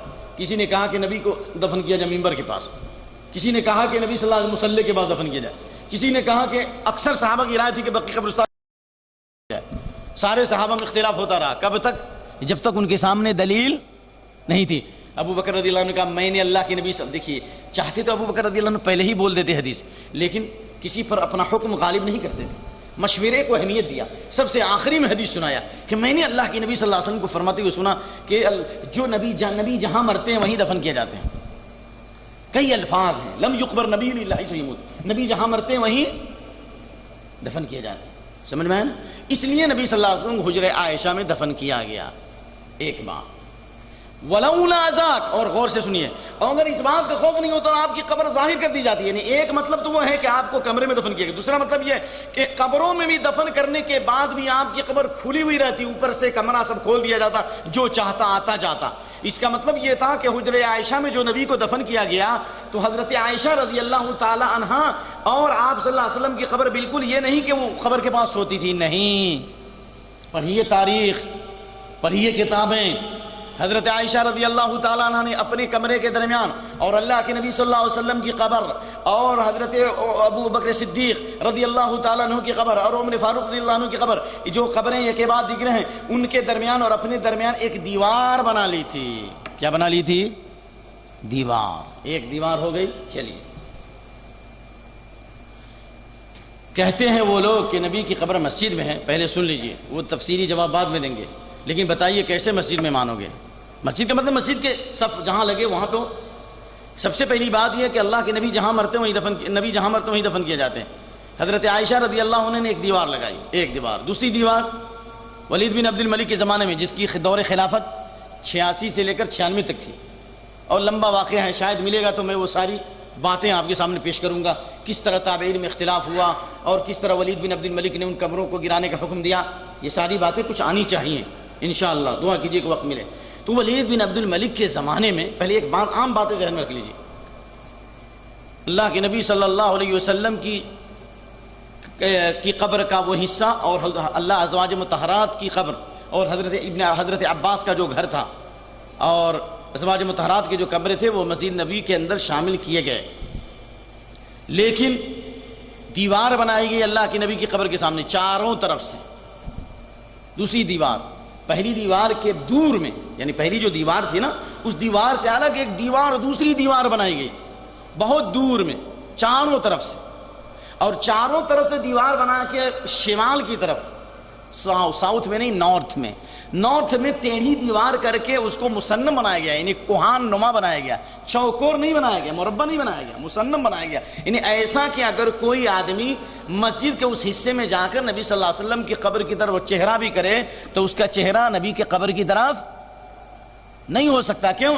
اس لیے کہ دیواروں کو دور سے پہلی دیوار، پھر اس کے بعد دوسری دیوار، اور وہ دیوار بھی بہت دور سے لا کر کے کوہان نما ٹیڑھا کر کے بنایا گیا کہ کوئی اگر کھڑا ہونا بھی چاہے تو اس کا رخ قبر کی طرف نہیں ہو سکتا. 2 ہو گیا. چلیے تیسری دیوار، اس دوسری دیوار سے پھر دور، بہت دور، پھر تیسری دیوار لگائی گئی اور اس کو بھی اسی طریقے سے کوہان نما بنایا گیا. 3 ہو گیا. جس کے بارے میں ابن قیم رحمۃ اللہ علیہ اپنی کتاب قصیدۃ النونیہ میں کہتے ہیں فَأَجَابَ رَبُّ الْعَالَمِينَ دُعَاهُ فَأَحَاطَهُ بِثَلَاثَةِ جُدْرَانِ حَتَّى غَدَتْ أَرْجَاؤُهُ بِدُعَائِهِ فِي عِزَّةٍ وَحِمَايَةٍ وَصِيَانِ. کیا مطلب ہوا؟ اللہ نے محمد صلی اللہ علیہ وآلہ وسلم کی دعا قبول فرما لی. کیا دعا کی تھی؟ اللہم لا تجعل قبری وثنا يعبد. اے اللہ میری قبر کو بت پرستی کا ذریعہ نہ بنا. اسے معلوم ہوا کہ جس طرح پتھر کو بت بنایا جاتا ہے، جس طرح درختوں کی عبادت بت پرستی ہے، اسی طرح قبروں کی عبادت بھی بت پرستی ہے. کیوں؟ اللہ کے نبی دعا کر رہے ہیں اللہم لا تجعل قبری وثنا يعبد. اے اللہ میری قبر کو وثن نہ بنا، بت پرستی نہ بنا. تو معلوم ہوا قبروں کی عبادت بھی بت پرستی ہے، قبروں پر سجدہ کرنا بھی بت پرستی ہے. تو اللہ کے نبی صلی اللہ علیہ وسلم جو دعا کی تو اللہ نے دعا قبول کر لی. اس لیے 3 دیواریں لگائی گئیں، اور ان 3 دیواروں کی وجہ سے کوئی نبی صلی اللہ علیہ وسلم کی قبر کے سامنے نہیں جا سکتا، وہاں نہیں پہنچ سکتا، آپ کو سجدہ بھی نہیں کر سکتا، آپ کو رکوع بھی نہیں کر سکتا. وہ دیواروں کا سجدہ ہو سکتا ہے لیکن قبر کا سجدہ نہیں کر سکتا، وہاں تک کوئی نہیں پہنچ سکتا. اللہ نے حفاظت کی آپ کی قبر کی. اور آج یہ بات بتاتا ہوں تاریخی طور پر، اور میں پورے وسائل کے ساتھ اور پوری ذمہ داری کے ساتھ بتاتا ہوں کہ 1,24,000 نبیوں میں سے صرف نبی صلی اللہ علیہ وسلم کی قبر کے بارے میں بالاتفاق یہ بات کہی جا سکتی ہے اور ہے کہ یہ نبی صلی اللہ علیہ وسلم کی قبر ہے. بقیہ اور کسی نبی کی قبر کے بارے میں کوئی ثبوت نہیں دے سکتے کہ یہ نبی کی قبر ہے، کوئی بھی تاریخ نہیں. ہاں دانیال والی رات آتی ہے، دانیال والی تستر جو ہے فارس کے اندر ایک علاقہ ہے، صحابہ نے کہا ہم نے فتح کیا اس کو، تو اس میں ایک قبر نکلی، دانیال نبی کی قبر تھی. اور جو ہے یہ روایت ہے، علامہ ابن تیمیہ نے نقل کیا اور بالکل صحیح روایت ہے. تو تابعین نے پوچھا کیا کیا؟ کہا کہ ہم نے جو ہے دن میں 3-4 قبریں کھود دی، جب رات ہوئی تو ہم نے جو ہے ان 3-4 قبروں میں سے ایک قبر میں دفن کیا اور اس کو مخفی کر دیا، یعنی لوگوں کو پتہ نہیں چلا کہ کس میں دفن ہے. تو اگر قبروں کو زیارت گاہ بنانا، بھیڑ لگانا، اجتماع کرنا ہوتا تو صحابہ جو ہے دانیال کی قبر کو جہاں پایا تو وہیں پہ دفن کرتے نا. پھر 3-4 قبر کھود کر کے دن میں رات میں ایک میں کیوں دفن کیا؟ تاکہ لوگوں کو پتہ نہ چلے. اسے معلوم ہے کہ قبر زیارت گاہ، عبادت گاہ، عید گاہ نہیں ہو سکتی، میلے ٹھیلے نہیں ہو سکتے. شرک کے دروازے کو اسلام نے بند کیا ہے. اللہ کے نبی فرماتے میری قبر کو عید مت بناؤ. تو میرے بھائی بات اصل یہ ہے کہ اللہ کے نبی صلی اللہ علیہ وسلم کی قبر جو ہے 3 دیواروں کے درمیان ہے. بلکہ ایک بات اور شیخ صالح بن عبدالعزیز آل شیخ لکھتے ہیں اپنی کتاب شرح کتاب توحید میں کہ ایک بہت بڑی لوہے کی دیوار لگائی گئی، تیسری دیوار اور دوسری دیوار کے بیچ میں ایک اور بہت بڑی لوہے کی دیوار لگائی گئی ایک دم کہ کوئی آدمی کسی حال میں نہیں پہنچ سکتا، اور وہ سارے دروازے بند ہیں. سمجھ میں آیا؟ اب بات یہ ہے کہ جب عثمانی دور خلافت جب آیا تو قبر کا جو مشرقی حصہ ایسٹ والا جو حصہ ہے اس کو لوگوں نے کھول دیا، کیونکہ اس حکومت میں بہت سارے خرافات بھی تھے. قبروں کو انہوں نے پختہ بھی بنایا تاکہ جو شرک کرنا چاہے وہ نبی صلی اللہ علیہ وسلم قبر کا اعوذ باللہ طواف کریں. اس لیے سعودی حکومت، یہ 3 حکومت ہے، احد الدولت السعودیۃ الاولى الثانیہ والثالثہ، ہم لوگ تیسرے دور حکومت میں. بڑی قربانیوں کے بعد یہ ملک کتاب التوحید اور توحید و سنت کا یہ گہوارہ بنا ہے. تو اس وقت یہ سخت پابندی تھی اور علماء کے یہ فتوے بھی تھے, اور وہ بند کیا گیا تھا وہ مشرقی حصہ کہ کوئی آدمی وہاں پہ نماز نہ پڑھے, سوائے نبی صلی اللہ علیہ وسلم کی نماز وقتوں میں کھول دیا جاتا تھا تاکہ جو آدمی باہر سے آنے والا ہے, جو نبی صلی اللہ علیہ وسلم قبر کی زیارت کرتا ہے, وہ اس سے جا سکے, ورنہ وہ حصہ جو مشرقی حصہ تھا وہاں پر وہ بند ہوتا تھا. لیکن الحمدللہ علماء نے ہر دور میں منع کیا کہ وہ مشرقی حصہ جو تھوڑی سی جگہ خالی ہے 200 میٹر کی, کلومیٹر نہیں میٹر کی, وہاں پر علماء آج بھی کہتے ہیں کہ وہاں پہ فرض نماز سنت نماز نہیں پڑھنا چاہیے. کیوں؟ اس لیے کہ وہ قبر کا حصہ ہے, ٹھیک ہے, لیکن وہ مسجد کا حصہ نہیں ہے, وہاں پہ صف نہیں لگتی, اور اللہ کے نبی صلی اللہ علیہ وسلم کی قبر اندر ہے. تو قبر میں مسجد, اگر اس عقلی طور پر یہ بات ہے تو اللہ کے نبی صلی اللہ علیہ وسلم کی قبر جو ہے مسجد میں کیسے آئی؟ 3 دیواروں سے 4 دیواروں سے گھرا ہوا ہے, قبر اندر بھی ہے گہرائی میں, اور پھر 3 نہیں 4 دیواروں سے گھرا ہوا ہے. تو نبی کی قبر مسجد میں کیسے آئی علیہ الصلوۃ والسلام؟ ایک بات اللہ نے حفاظت کی, ایک دوسری بات نبی جہاں مرتے وہیں دفن کیے گئے. 2 نمبر 3 سوال یہ کیجئے تو پھر نبی صلی اللہ علیہ وسلم کی قبر کو مسجد کے احاطے میں کیوں لیا گیا؟ تو اس کا جواب یہ ہے, صحابہ کا دور, آخری صحابی مدینے میں جابر بن عبداللہ 78 میں وفات پائے, عبد الملک بن مروان کے زمانے میں. ذرا سا سن لیجئے غور سے. اور 86 سے لے کر 96 کے درمیان کا جو زمانہ تھا ولید بن عبد الملک کا, اس دوران میں جب مسجد نبوی کی توسیع ہوئی, اس زمانے میں ازواج مطہرات کے کمرے مسجد میں شامل کیے گئے. میں تھوڑی سی دور سے بولنا چاہتا ہوں. کیسے؟ مسجد کی توسیع جب ہوئی حضرت عمر رضی اللہ عنہ کے زمانے میں, تو نبی صلی اللہ علیہ وسلم نے جس کیفیت میں مسجد بنائی تھی اسی کیفیت کے ساتھ کان سقف المسجد من جرید النخل, کھجور کی ٹہنیوں سے مسجد کی چھت بنائی گئی, تھوڑی سی توسیع کی گئی دوسرے حصے میں, لیکن اللہ کے نبی صلی اللہ علیہ وسلم کے ازواج مطہرات کے کمروں کو اسی طرح برقرار رکھا گیا. اور حضرت عمر رضی اللہ عنہ نے حضرت عباس سے کہا تھا کہ ہم تو اللہ کے نبی کی بیویوں کے کمرے کو مسجد میں شامل نہیں کر سکتے, لیکن آپ کا جو کمرہ ہے وہ مسجد میں دے دو. سمجھ میں آ رہی ہے نا؟ تو حضرت عباس نے انکار کیا, کہا 3 چیزوں میں سے, یا تو کہو تو میں جتنی قیمت مانگو میں دے دیتا ہوں,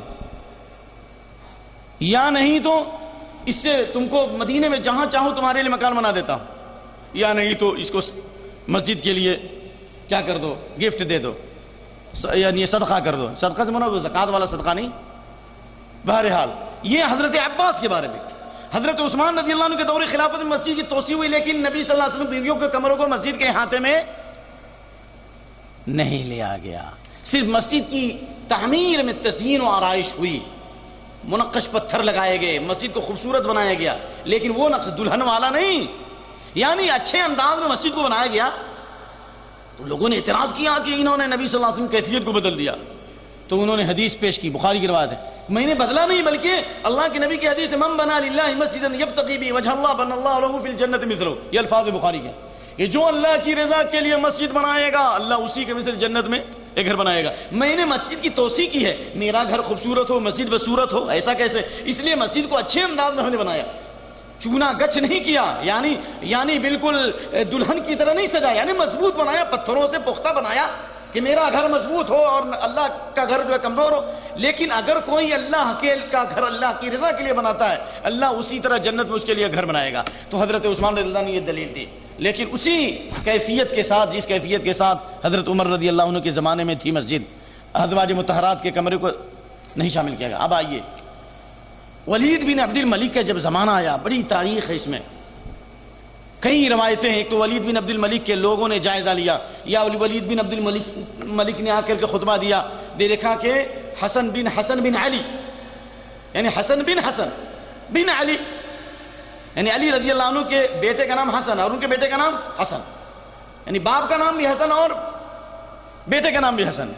دیکھیے تو بہرحال ان کو دیکھا کہ کمرے میں آ رہے ہیں جا رہے ہیں, تو انہوں نے خواہش ظاہر کی کہ یہ کمرے جو ہیں نبی صلی اللہ علیہ وسلم کے جو کمرے ہیں یا ازواج مطہرات کے جو کمرے مسجد میں شامل کر لیا جائے. نبی ازواج مطہرات نے تو اس کو ناپسند کیا, حسن بن حسن نے بھی اجازت نہیں دی. تو اس لیے تاریخ کی کتابیں پڑھیے, البدایہ والنہایہ, یا اس کے علاوہ بھی کہ ولید بن عبد الملک نے مدینے کے گورنر عمر بن عبد العزیز رحمہ اللہ کو حکم دیا کہ ان کمروں کو خرید لو، جتنا آگے دے دو، اور پھر مسجد کے احاطے میں شامل کرو، اس لیے کہ مسجد کی توسیع ضروری ہے۔ عمر بن عبد العزیز نے مدینے کے 10 بڑے عالموں کو جمع کیا، جس میں سعید بن مسیب، عروہ بن زبیر، قاسم بن ابی بکر اور بھی جو بڑے بڑے علماء کو جمع کر کے مشورہ لیا۔ تمام 10 تابعین نے مخالفت کی، کہا کہ نہیں، جس طرح کمرے ہیں اسی طرح رہیں گے، اس کو مسجد کے احاطے میں شامل نہیں کیا جائے گا۔ بالخصوص علامہ ابن تیمیہ اس کو صراحت کے ساتھ لکھتے ہیں کہ سعید بن مسیب رحمہ اللہ جو حضرت ابو ہریرہ رضی اللہ عنہ کے داماد تھے، اور تمام تابعین میں علی بن مدینی کہتے ہیں میں نے ان سے زیادہ کشاد علم والا اور فہم والا میں نے کسی کو نہیں پایا۔ سید التابعین سعید بن مسیب نے سخت نکیر کیا کہ نبی صلی اللہ علیہ وسلم کے ازواج مطہرات کے کمروں کو مسجد میں شامل کیا جائے۔ اس کے بعد ابھی ولید بن عبد الملک نے کہا کہ نہیں، ان کمروں کو گرا دیا جائے اور مسجد میں شامل کیا جائے۔ ٹھیک ہے دوست، میرے بھائی، یہ عمل صحابہ کا نہیں ہے، کسی بھی صحابی کا نہیں ہے۔ صحابہ کا دور رخصت ہو گیا تھا، یعنی بعض صحابہ تھے تو مدینے سے باہر تھے۔ مدینے میں جو صحابی جابر بن عبداللہ تھے، ان کی وفات 78 میں ہو چکی تھی، اس وقت کوئی صحابی موجود مدینے میں موجود نہیں تھے، تابعین موجود تھے۔ 10 تابعین نے مخالفت کی، سعید بن مسیب نے مخالفت کی۔ اب یہ ملک کی پالیسی تھی، واللہ اعلم، اس کو آپ خلفائے راشدین سے نہیں جوڑ سکتے، ایک بات۔ دوسری بات، جب ولید بن عبد الملک نے توسیع کرائی تو اس بات کا خاص اہتمام کیا کہ اللہ کے نبی کی قبر کی حفاظت مقصود ہے، اس لیے اس نے دیواروں کے ذریعے سے نبی کی قبر کو گھیرا اور کوہان نما بنایا کہ کوئی بھی شخص نبی کی قبر کے سامنے رخ نہیں کر سکتا اور یہ نہیں بول سکتا کہ میں نبی صلی اللہ علیہ وسلم کی قبر پر سجدہ کر رہا ہوں یا نبی کی قبر کی طرف رخ کر کے نماز پڑھ رہا ہوں۔ واضح سی بات۔ اب رہا مسئلہ پھر مسجد کے احاطے میں کیوں ہے، تو یہ بات میں آپ کو پہلے واضح کر چکا ہوں کہ یہ نہ نبی صلی اللہ علیہ وسلم کی حدیث ہے، نہ صحابہ کا قول ہے، نہ صحابہ کا عمل ہے، ایک بادشاہ کا عمل ہے، اور وہ بھی ایک سیاسی پالیسی تھی۔ اللہ کے نبی کی قبر کی حفاظت مقصود تھی، لیکن اگر کوئی شخص یہ کہتا ہے کہ اللہ کے نبی کی قبر مسجد نبوی میں ہے تو یہ بات علی الاطلاق صحیح نہیں کہی جا سکتی۔ کیوں؟ اس لیے کہ سجدے کی جگہ نہیں آتی، نماز کی جگہ نہیں آتی، وہ مشرقی علاقہ ہے، وہاں پہ صف نہیں لگتی۔ مسجد کی توسیع سعودی عہد حکومت میں اور الحمدللہ ہوتی رہی ہے، اس کے بعد ہوتی رہی ہے، چاہتے تو اور آگے بھی یعنی توڑ تاڑ کر کے وہاں تمام دیواروں کو توڑ کر بھی وہاں صف لگائی جاتی، لیکن نہیں، اس لیے کہی جا سکتی ہے کہ 4 دیواروں سے گھرا ہوا ہے اور لوہے کی دیوار ہے، اور وہ بھی کوئی شخص وہاں پہ صف بھی نہیں لگا سکتا اور کوئی اپنا چہرہ بھی وہاں نہیں کر سکتا۔ لہذا یہ کہنا کہ نبی صلی اللہ علیہ وسلم کی قبر مسجد میں ہے، یہ غلط بات ہے۔ اللہ کے نبی نے جو فرمایا تھا صلی اللہ علیہ وسلم، ما بین بیتی و منبری روضۃ من ریاض الجنہ، میرے گھر کے درمیان اور میرے منبر کے درمیان کی جو جگہ ہے وہ جنت کے باغوں میں سے ایک باغ ہے۔ یہ نہیں کہا کہ ما بین قبری، ابھی میں اس کا رد کروں گا اس روایت کا، امام مسلم وغیرہ یا امام بخاری نے جو باب باندھا ہے کہ نبی کی قبر کے درمیان اور منبر کے درمیان جو جگہ ہے وہ جنت کے باغوں میں سے ایک باغ ہے، اس لیے ابن حجر اور دوسرے لوگ کہتے ہیں کہ یہ امام بخاری نے قبر کا لفظ استعمال کیا، لیکن حدیث کون لائی؟ قبر کا لفظ نہیں کہا، ما بین بیتی، میرے منبر کے درمیان اور میرے گھر کے درمیان کی جو جگہ ہے جنت کے باغوں میں سے ایک باغ ہے۔ کیوں؟ اس لیے کہ اس وقت نبی کی قبر موجود نہیں تھی، آپ کا گھر موجود تھا، اس لیے آپ نے فرمایا میرے گھر کے درمیان اور منبر کے درمیان کی جگہ یہ روضۃ من ریاض الجنہ ہے، وہاں پر قبر کا لفظ نہیں کہا، اور کسی بھی صحیح حدیث میں قبری کا لفظ نہیں ہے۔ اس لیے امام مالک کہتے ہیں نبی کی قبر کو روضہ نبوی کہنا سنت سے ثابت نہیں ہے۔ ہم یہ نہیں کہتے کہ بدعت ہے، لیکن صحیح بات یہ ہے، سنت یہ ہے کہ قبر کا لفظ استعمال کرو، قبر نبوی کہو، روضہ نبوی نہیں، روضہ نبوی نہیں بلکہ روضہ کس کو کہا گیا؟ ما بین بیتی و منبری، جو میرے منبر اور میرے گھر کے درمیان کی جگہ وہ ریاض الجنہ ہے۔ نبی کی قبر کو آپ نے روضہ نہیں کہا بلکہ قبر کہا لا تجعلوا قبری عیدا، میری قبر کو عید مت بناؤ، میری قبر کو میلہ ٹھیلا مت بناؤ، سبحان اللہ۔ میرے قبر پر سجدے مت کرو، اللہم لا تجعل قبری وطن یعبد، اے اللہ میری قبر کو بت پرستی کا اڈا نہ بنا۔ یہاں بھی نبی صلی اللہ علیہ وسلم نے قبری کا لفظ استعمال کیا، اس لیے صحیح بات یہ کہ قبر کا لفظ استعمال کرنا چاہیے، روضہ نبوی کا لفظ استعمال کرنا سنت سے ثابت نہیں ہے۔ تو خلاصہ کلام یہ ہے میرے بھائی میرے دوست کہ اللہ کے نبی صلی اللہ علیہ وسلم کی قبر کے بارے میں یہ کہنا کہ وہ بالکل مسجد کے اندر ہے، یہ غلط ہے۔ اولا نبی کی خصوصیت ہے، نبی جہاں مرتے ہیں وہیں دفن کیے جاتے ہیں۔ دوسری بات یہ کہ دیواروں سے گھری ہوئی ہے، کوئی اس کا رخ نہیں کر سکتا۔ تیسری بات یہ کہ مسجد کے ایریے میں جو آیا ہے مشرقی حصے میں، اس کی بھی مخالفت تابعین نے کی، 10 تابعین نے، اور ولید بن عبد الملک نے حکم دیا کہ تمام قبروں کو گرایا جائے۔ تو کیا آپ یہ کہنا چاہتے ہیں کہ اے لوگوں جب تم یہ دعویٰ کرتے ہو تو کیوں نہیں آج اس کو نکال دیتے؟ تو اس کا جواب یہ ہے کہ اللہ کے نبی صلی اللہ علیہ وسلم کی مسجد قیامت تک مسجد رہے گی، نبی کی مسجد رہے گی، اس مسجد کو بدلا نہیں جا سکتا، اور نبی کی قبر ہی رہے گی، اس کو بھی بدلا نہیں جا سکتا۔ کیوں؟ اس لیے کہ اللہ کے نبی فرماتے صلاۃ فی مسجدی ھذا، میری اس مسجد میں ایک نماز خیر من 1000 صلاۃ فیما سوا، میری مسجد کی ایک نماز دوسری مسجدوں کے مقابلے 1000 سے زیادہ ہے، سوائے مسجد حرام کے کہ اس میں ایک نماز دوسری نمازوں کے مقابلے مسجدوں کے مقابلے میں 1,00,000 سے زیادہ ہے۔ ٹھیک ہے، چلیے، تو یہ اللہ کے نبی نے جو فضیلت بیان فرمائی مسجد نبوی کی، چاہے وہ مسجد نبی جہاں تک توسیع ہو جائے وہ مسجد ہی رہے گی، اور جہاں نبی کی قبر وہ قبر ہی رہے گی، نہ قبر تبدیل ہو سکتی ہے نہ مسجد تبدیل ہو سکتی ہے۔ لیکن اگر پہلے سے کہیں پر مسجد ہے اور بعد میں وہاں پہ قبر لائی گئی تو اس قبر کو نکال دیا جائے گا۔ کیوں؟ اس لیے کہ جہاں پر مسجد ہے وہاں پہ قبر نہیں ہو سکتی۔ اچھا، اور جہاں پر پہلے سے قبر ہے اور بعد میں مسجد بنائی تو ان مسجد کو ہٹا دیا جائے گا، وہاں پہ مسجد نہیں ہو سکتی۔ کیوں؟ اس لیے مسجد زرار،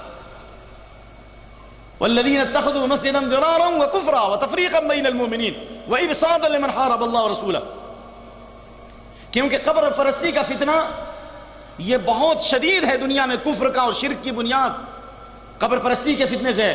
اللہ تعالیٰ نے مسجد زرار بنانے والوں کے بارے میں کہا، انہوں نے مسجد بنائی کیوں؟ مسلمانوں کو نقصان پہنچانے کے لیے، کفر کی تبلیغ کے لیے، مسلمانوں میں تفریق ڈالنے کے لیے، اس لیے وہاں پہ قیام مت کرو، وہاں پہ ٹھہرو نہیں۔ لہذا جس قبر کے اندر جس قبر پر مسجد بنائی گئی، یہ وہاں سے توحید کی آواز نہیں آئے گی، یہ بھی مسجد زرار ہے۔ کیوں؟ اس لیے کہ وہیں سے شرک کی تبلیغ ہوگی، وہیں سے کفر کی تبلیغ ہوگی، وہیں سے خرافات کی تبلیغ ہوگی۔ جب مسجد زرار میں اللہ کے نبی کو اللہ نے کہا لا تقم فی ابدا، وہاں پہ قیام مت کرو، ٹھہرو نہیں، تو جب عام مسجدیں جو تفریق کی بنیاد پر بنائی گئی، جس کی نیت میں اختلاف تھا، اللہ نے اس کو ڈھانے کا حکم دیا۔ تو جس مسجد کے اندر قبر ہو یا جس قبر پر مسجد بنائی جائے وہ مسجد زرار بدرجہ اولا ہے، کیونکہ یہ بھی کفر کا اور شرک کا سبب ہے، کیونکہ سب سے پہلے دنیا میں شرک آیا قبروں پر سجدہ کرنے سے، قبروں پر مراقبہ کرنے سے، لہذا وہ مسجد زرار ہے، وہاں پہ نماز نہیں پڑھی جا سکتی۔ اب رہا مسئلہ ان بھائیوں سے جو ایسی مسجدوں میں جاتے ہیں جہاں مسجد کے احاطے میں قبر ہے، سجدے مسجد کے دائرے میں جہاں تک صف لگتی ہے قبر ہے، ان سے درخواست کریں گے لوگوں ایسی مسجدوں میں نہ فرض پڑھو نہ نفل پڑھو، نماز ہی مت پڑھو، چاہے مسجد سامنے ہو یا پیچھے ہو، دائیں ہو یا بائیں ہو، صحیح بات ہے۔ کیوں؟ اس لیے کہ اللہ کے نبی فرماتے ہیں الارض کلها مسجد الا المقبر والحمام، پوری روئے زمین مسجد ہے سوائے مقبرہ اور حمام کے، جہاں مسجد وہاں قبر نہیں ہے اور جہاں قبر ہے وہاں مسجد نہیں ہو سکتی ہے۔ اس کے بعد والی حدیث جو باب ختم ہو رہا ہے کہ اللہ کے نبی صلی اللہ علیہ وسلم نے فرمایا وَلِأَحْمَدَ بِسَنَدٍ جَيِّدٍ عن ابن مسعود مرفوعا، امام احمد نے صحیح سند سے عبداللہ بن مسعود سے روایت کیا کہ ان لوگوں میں ان من شرار الناس، لوگوں میں سب سے بدترین لوگوں ہیں جن کو قیامت پالے، یعنی جو وہم احیا، قیامت کے وقت زندہ ہوں، والذین یتخذون القبور مساجد، اور جو قبروں کو مسجد بناتے ہیں، یعنی جو قبروں پر سجدہ کرتے ہیں یا قبروں کی طرف رخ کر کے نماز پڑھتے ہیں یا قبر کے ایریے میں نماز پڑھتے ہیں، یہ سب مسجد بنانے کا حکم ہے، یہ سب سے بدترین لوگ ہیں۔ لہذا جو لوگ بھی ایسی مسجدوں میں قیام کرتے ہیں جہاں پہ قبر ہے تو یہ لوگ بھی سب سے بہتر نہیں ہوں گے بلکہ سب سے بدترین ہوں گے، اور جنہوں نے مسجد کا نام ہی مسجد مقبرہ رکھا ہے تو اس روئے زمین کے سب سے اچھے لوگ ہوں گے کہ سب سے بدتر لوگ ہوں گے؟ ہاں؟ اور اللہ نے سب سے اچھا کس کو کہا؟ ان الذین آمنوا وعملوا الصالحات اولئک هم خیر البریہ. ہاں، جو لوگ ایمان لائے اور جنہوں نے نیک عمل کیا وہ سب سے اچھے لوگ ہیں. غور سے سنیے. اور جنہوں نے قبروں پر مسجد بنایا یا مسجدوں میں قبر بنائی وہ سب سے بدترین ہیں. غور کیجئے. قرآن کی آیت ہے سب سے اچھے لوگ ہیں جو ایمان اور عمل کرنے والے سب سے اچھے ہیں. اور اللہ کے نبی فرماتے ہیں سب سے بدترین وہ لوگ ہیں جو قبروں پر مسجد بناتے ہیں یا مسجد کے اندر، وہ سب سے بدترین ہے. تو معلوم یہ ہوا کہ جس کے اندر بھی ایمان اور عمل صالح کی بو ہوگی وہ کبھی قبروں پر مسجد نہیں بنائے گا یا مسجد میں قبر نہیں بنائے گا. اور ایمان اور عمل کرنے والے سب سے اچھے لوگ ہیں، خیر البریہ، پوری مخلوق میں سب سے اچھے اور افضل لوگ ہیں. سب سے اچھے اور افضل لوگ وہی لوگ ہیں جو ایمان اور عمل کرتے ہیں. لہذا جو عمل بھی قبروں پر مسجد کی شکل میں بنایا جائے یا مسجدوں پر قبر کی شکل میں بنائے جو عمل کیا جائے وہ عمل صالح نہیں ہو سکتا. وہ ایمان باللہ نہیں ہو سکتا، کیونکہ ایمان باللہ اور عمل صالح کرنے والے سب سے افضل ہیں اور قبروں پر مسجد بنانے والے سب سے بدتر ہیں. لہذا جو قبروں پر مسجد بناتے ہیں یا جس مسجد میں قبر وہاں پہ نماز پڑھتے ہیں نہ ان کا ایمان صحیح نہ ان کا عمل صحیح. دلیل من احدث فی امرنا ھذا ما لیس منہ فرد، جس نے بھی کوئی نیا کام کیا فرد، وہ مردود ہے، اس کا عمل مردود ہے. اور جس نے بھی کوئی بدعت کا کام کیا من حدث فیہ حدثا او اوى محدثا فعلیہ لعنۃ اللہ والملائکہ والناس اجمعین، جس نے بھی کسی بدعت کو پناہ دی، بدعتی کو پناہ دی یا کسی بدعت کو پناہ دی اس کے اوپر اللہ کی لعنت، تمام فرشتوں کی لعنت، تمام انسانوں کی لعنت. اس کی کوئی فرض اور نفل عبادت قبول نہیں ہوگی. خلاصہ ہے کہ جو لوگ مسجدوں پر قبر بناتے ہیں یا قبروں پر مسجد بناتے ہیں اس حدیث کی روشنی میں نہ ان کی فرض عبادت قبول نہ نفل عبادت قبول، بلکہ اللہ کی لعنت، تمام فرشتوں کی لعنت، تمام انسانوں کی لعنت ہے. اور جن لوگوں پر اللہ کی لعنت ہو آپ ان سے محبت کرتے ہو، جن لوگوں پر اللہ کی لعنت ہے آپ ان کی شادیوں میں شریک ہوتے ہو، جن لوگوں پر اللہ کی لعنت ہے تم ان کو مبارکبادیاں دیتے ہو، جن لوگوں پر اللہ کی لعنت ہے آپ ان کے تہوار میں شریک ہوتے ہو. اس لیے لوگوں جہاں بھی قبروں پر عرس لگ رہے ہیں اور میلے ٹھیلے لگ رہے ہیں اور وہاں پر بہت ساری چیزیں بکتی ہیں، یقین جانو کہ آپ کے لیے وہاں پر جانا بھی درست نہیں ہے سوائے اسلام کی تبلیغ کے. آپ کے لیے وہاں پر کسی سامان کا خریدنا بھی جائز. اور ہمارے گلبرگہ میں کچھ ایسے لوگ جو چائے پینے کے لیے درگاہی کا رخ کرتے ہیں کیونکہ چائے اچھی لگتی ہے وہاں کی. ارے خبیث، چائے کیا اچھی لگتی ہے؟ شرک کی بدبو جو ہے چائے کی خوشبو سے بدتر ہے. انما المشرکون، اس لیے وہاں پہ چائے چاہیے، میں اس کی مخالفت کرتا ہوں. وہاں پہ ٹھہرنا بھی نہیں چاہیے. کیوں؟ اس لیے کہ جہاں یہ قبروں پہ مسجدیں بنی ہیں، جہاں کفر شرک کے اڈے ہیں، وہ سب لعنت کی جگہیں ہیں. جو لعنت کی جگہیں ہیں وہاں پر جانا بھی لعنت کا سبب ہے. اور ایسی بات ہے کہ لعنت کی وجہ یہ ہے کہ قبروں پہ مسجد بنی ہے. نمبر 2 بدعت ہے، نمبر 3 شرک ہے، نمبر 4 بازار ہے.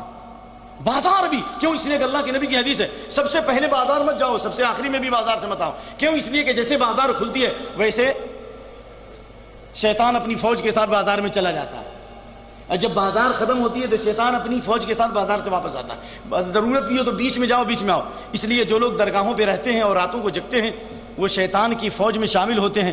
اس لیے ان کو دیکھا گیا کہ 4 وقتی نمازی رہے لیکن فجر کی نماز کی توفیق نہیں ہوئی. کیوں؟ اس لیے کہ درگاہ پر وہ غیر اللہ کی درگاہ ہے. تم اللہ کی درگاہ سے نکل کے غیر اللہ کی درگاہ پر بھیڑ لگاتے ہو، رات کھڑے ہوتے ہو، اور پھر آخری وقت میں شیطان کی فوج آتی ہے تو اس وقت تم نکلتے ہو اور سوتے ہو، شیطان تمہارے کانوں میں پیشاب کرتا ہے اور شیطان کے دوست بن جاتے ہو اور پھر فجر کی نماز چھوڑ دیتے ہو.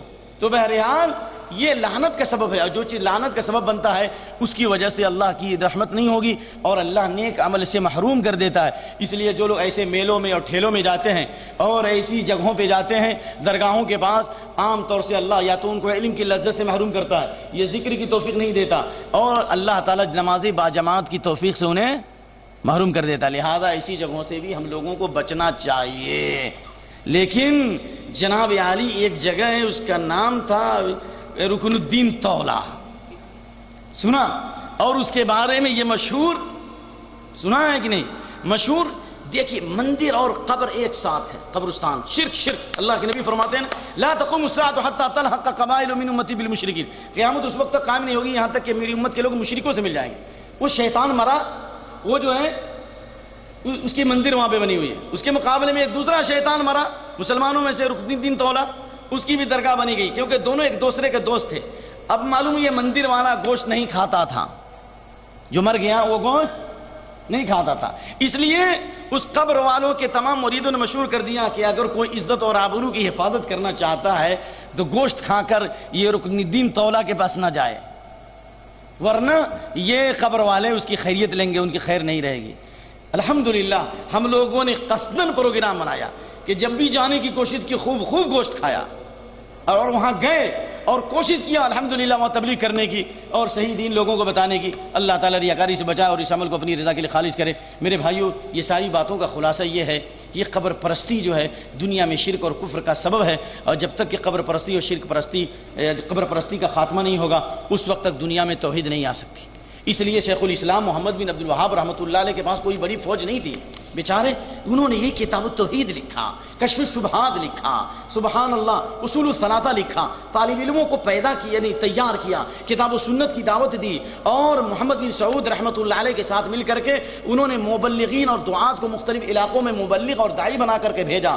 آپ کو معلوم ہے آج سے پہلے بہت سارے سعودی لوگ جن کو قرآن دیکھ کے پڑھنا نہیں آتا تھا، لیکن تعلیم کا اتنا اچھا اہتمام کیا گیا کہ بہت سارے سعودی لوگوں کو کتاب التوحید زبانی یاد، سن کر کے اصول الثلاثہ زبانی یاد.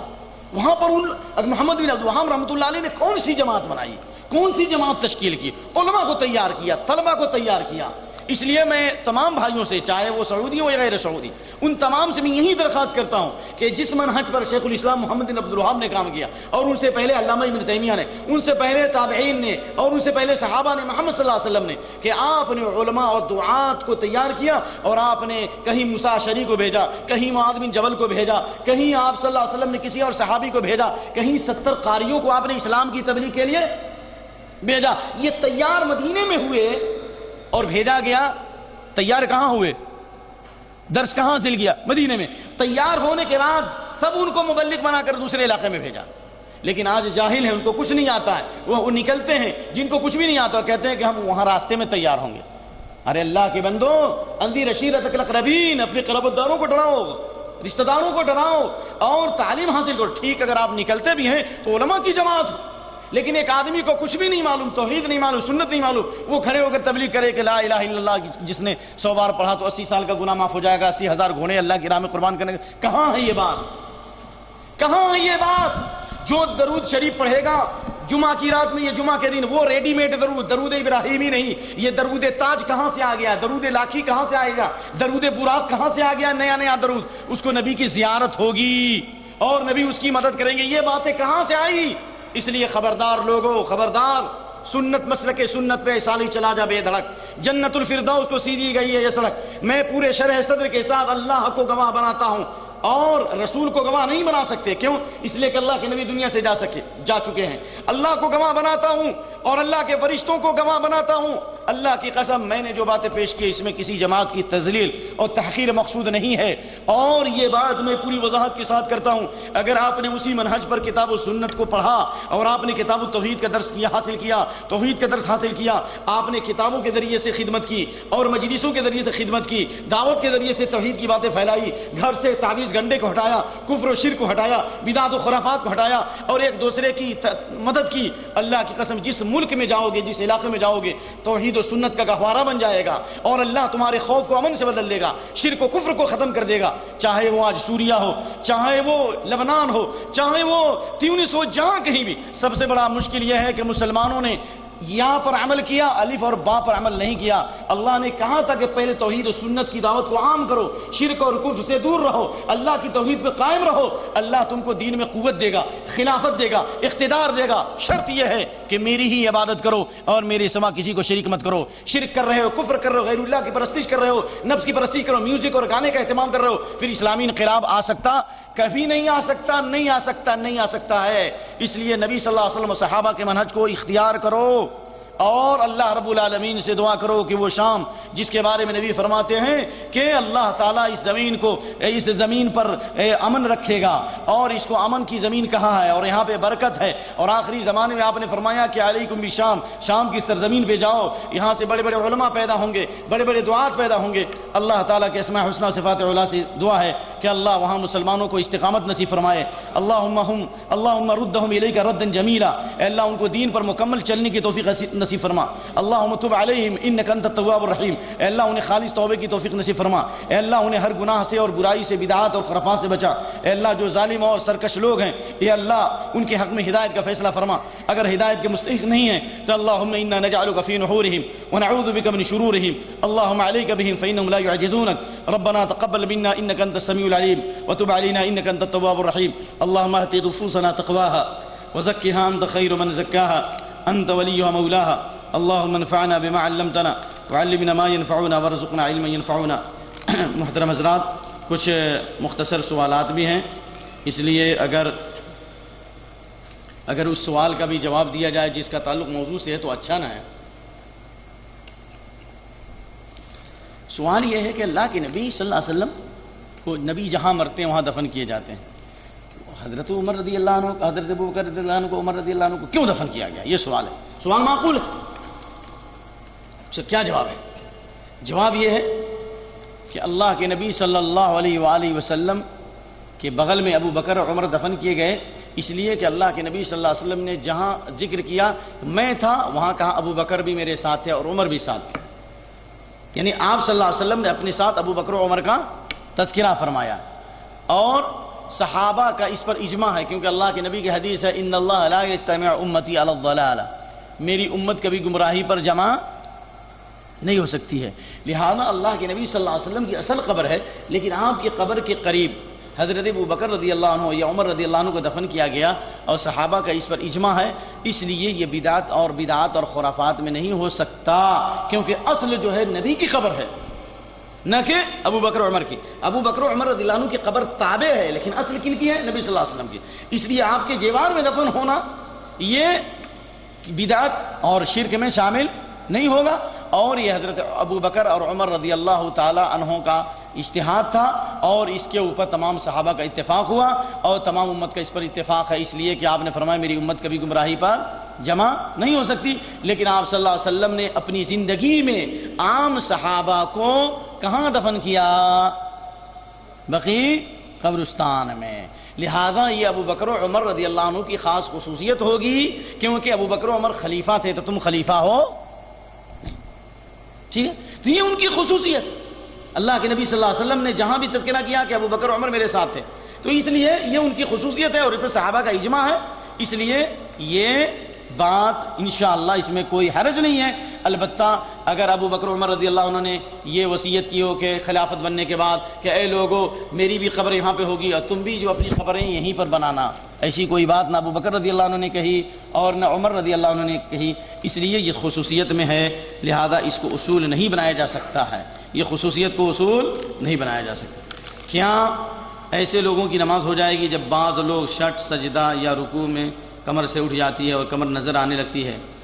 بہت سے لوگ شٹ یا سجدہ یا رکوع کرتے ہیں، کمر نظر آنے کا مطلب یہ ہے کہ اگر سطر نظر آ رہا ہے یا کھل جا رہا ہے تب تو نماز نہیں ہوگی، ٹھیک ہے، لیکن اگر اندرونی حیت تنگ ہے، لباس شٹ یا بہت تنگ ہے اور اندرونی حالت سامنے ظاہر ہوتی ہے تو بہرحال نماز ایسے کپڑے میں پہننا بہرحال مکروہ ہے اور نماز نہیں پڑھنا چاہیے، کیونکہ علماء نے یہاں اسی حدیث کی روشنی میں فتویٰ دیا ہے کہ اللہ کے نبی صلی اللہ علیہ وسلم نے غیروں کے شعار بنانے سے منع فرمایا، اور حضرت عمر رضی اللہ تعالیٰ عنہ نے، مسلم شریف کی حدیث ہے کہ ابو عثمان نہدی کو خط لکھا تھا کہ وزیہ اہل العجم، اہل عجم کی تقلید کرنے سے، ان کی رہائش، ان کے بدباش، ان کے لباس و پوشاک کو اختیار کرنے سے بچو۔ تو یہ تنگ لباس جو جس کے اندر انسان نہ رکوع کر سکتا نہ سجدہ کر سکتا، اولاً تو یہ تنگ لباس سے نبی نے منع کیا، دوسری بات یہ ہے کہ اس میں غیروں کی مشابہت بھی ہے، اس لیے ایسے لباس میں نماز نہیں پڑھنا چاہیے، لیکن یہ کہنا کہ اگر پڑھ لیا تو نماز باطل ہو جائے گی، نماز باطل نہیں بلکہ سنت کے خلاف ہوگی۔ بعض لوگ سجدے میں صرف اپنے ماتھے پر سجدہ کرتے ہیں لیکن ان کی ناک زمین سے اٹھی رہتی ہے، نہیں ہے، علماء حناف رحمہ اللہ کا کہنا یہ ہے کہ اگر ناک یا پیشانی دونوں میں سے کسی ایک پر بھی سجدہ کر لیا ہو جائے گی، تو ایک حدیث سے اخذ کرتے ہیں کہ اللہ کے نبی صلی اللہ علیہ وسلم نے جو ہے سجدہ کیا، آپ نے اپنی پیشانی پہ سجدہ کیا، ٹھیک ہے، یعنی پیشانی پر، تو پیشانی کا لفظ ہے، ناک کا لفظ نہیں ہے۔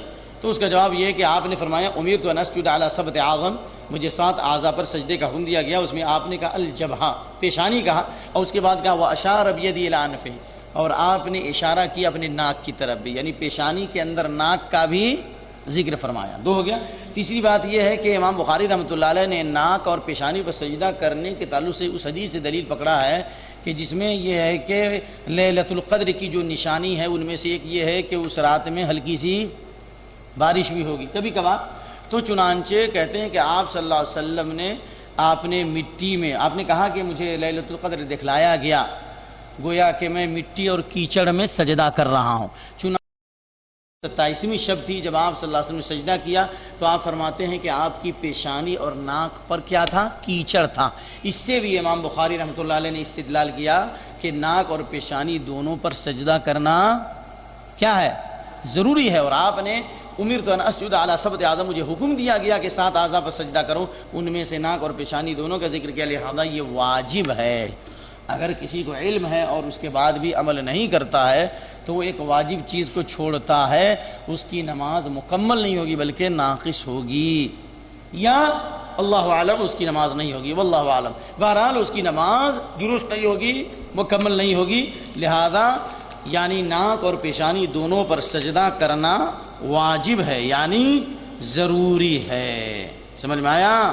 لہذا اس حدیث کے بعد ہر آدمی کو ناک اور پیشانی دونوں پر سجدہ کرنا چاہیے، ہر آدمی کو۔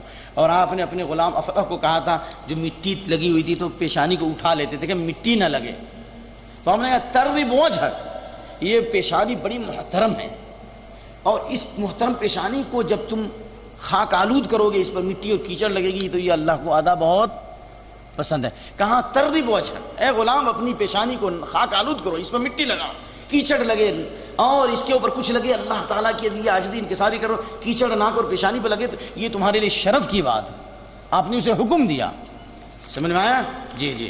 لیکن ہم یہ کہیں گے کہ اگر کوئی بھائی پیشانی پہ کرتے ہیں سجدہ، ناک پہ نہیں کرتے ہیں، تو یہ کہنا کہ آپ کی نماز باطل ہو گئی اور آپ نماز دہرائیے، یہ نہیں، بلکہ ان کو کہیے کہ آپ ناک اور پیشانی دونوں پر سجدہ کیجئے علم آنے کے بعد۔ ایک منٹ، آخری سوال ہے، جو آدمی 2 وقت نماز پڑھتے ہیں وہ نماز ہوگا؟ یعنی بہت سارے لوگ 5 وقت نماز کے اندر 1 وقت نماز پڑھتے ہیں، یعنی خلاصہ یہ ہوا کہ 2 وقتی نمازی ہے یا 3 وقتی نمازی ہے، تو یہ منکرین حدیث میں ہوں گے، کیونکہ پرویزیوں کا یہ جو لوگ کہتے ہیں کہ قرآن ہمارے لیے کافی ہے، حدیث کی ضرورت نہیں ہے، تو کہتے ہیں کہ اللہ کہتا ہے سورج نکلنے سے پہلے تسبیح بیان کرو اور سورج ڈوبنے سے پہلے تسبیح بیان کرو، یعنی فجر کی نماز پڑھ لو اور عصر کی نماز پڑھ لو۔ دو اب بعض لوگ کہتے ہیں کہ نہیں، اللہ نے کہا ہے کہ اقیم الصلاۃ لدلوک الشمس الی غسق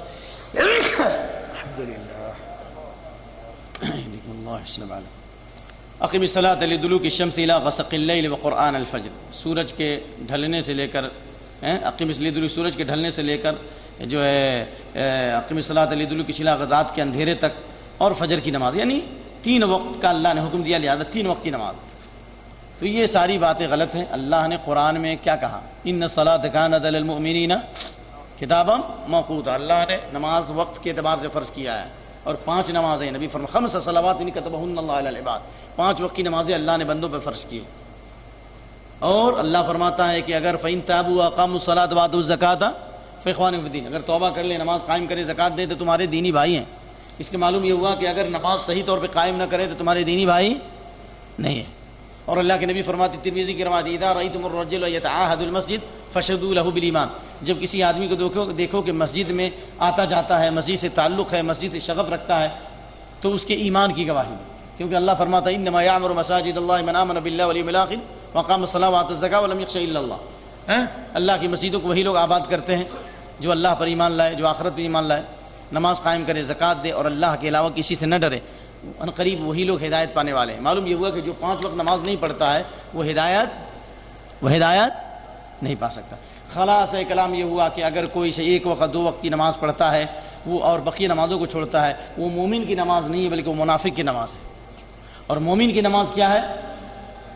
جن قد افلح المؤمنون الذین هم فی صلاتهم خاشعون، جو اپنی نمازوں میں عاجزی انکساری اختیار کرتے ہیں وہ لوگ کامیاب ہوں گے۔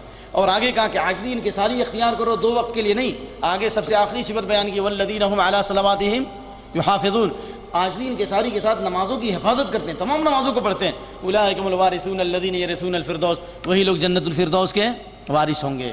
تو 5 وقت کی نمازیں آپ نے سفر میں حضر میں پڑھی ہے، یہاں تک کہ سورہ نساء کی آیت نمبر 102، اگر ہو سکتا ہے آیت نمبر میں غلطی ہو تو معاف کرنا، لیکن آیت نمبر 102 انشاءاللہ ہے، جس میں اللہ تعالیٰ نے میدان جنگ میں بھی نبی صلی اللہ علیہ وسلم حکم دیا کہ 5 نمازوں میں سے کسی نماز کا وقت ہو جائے اور دشمن تمہارے سامنے ہے، اس کے باوجود بھی جماعت کے ساتھ میدان جنگ میں بھی نماز پڑھنا فرض ہے۔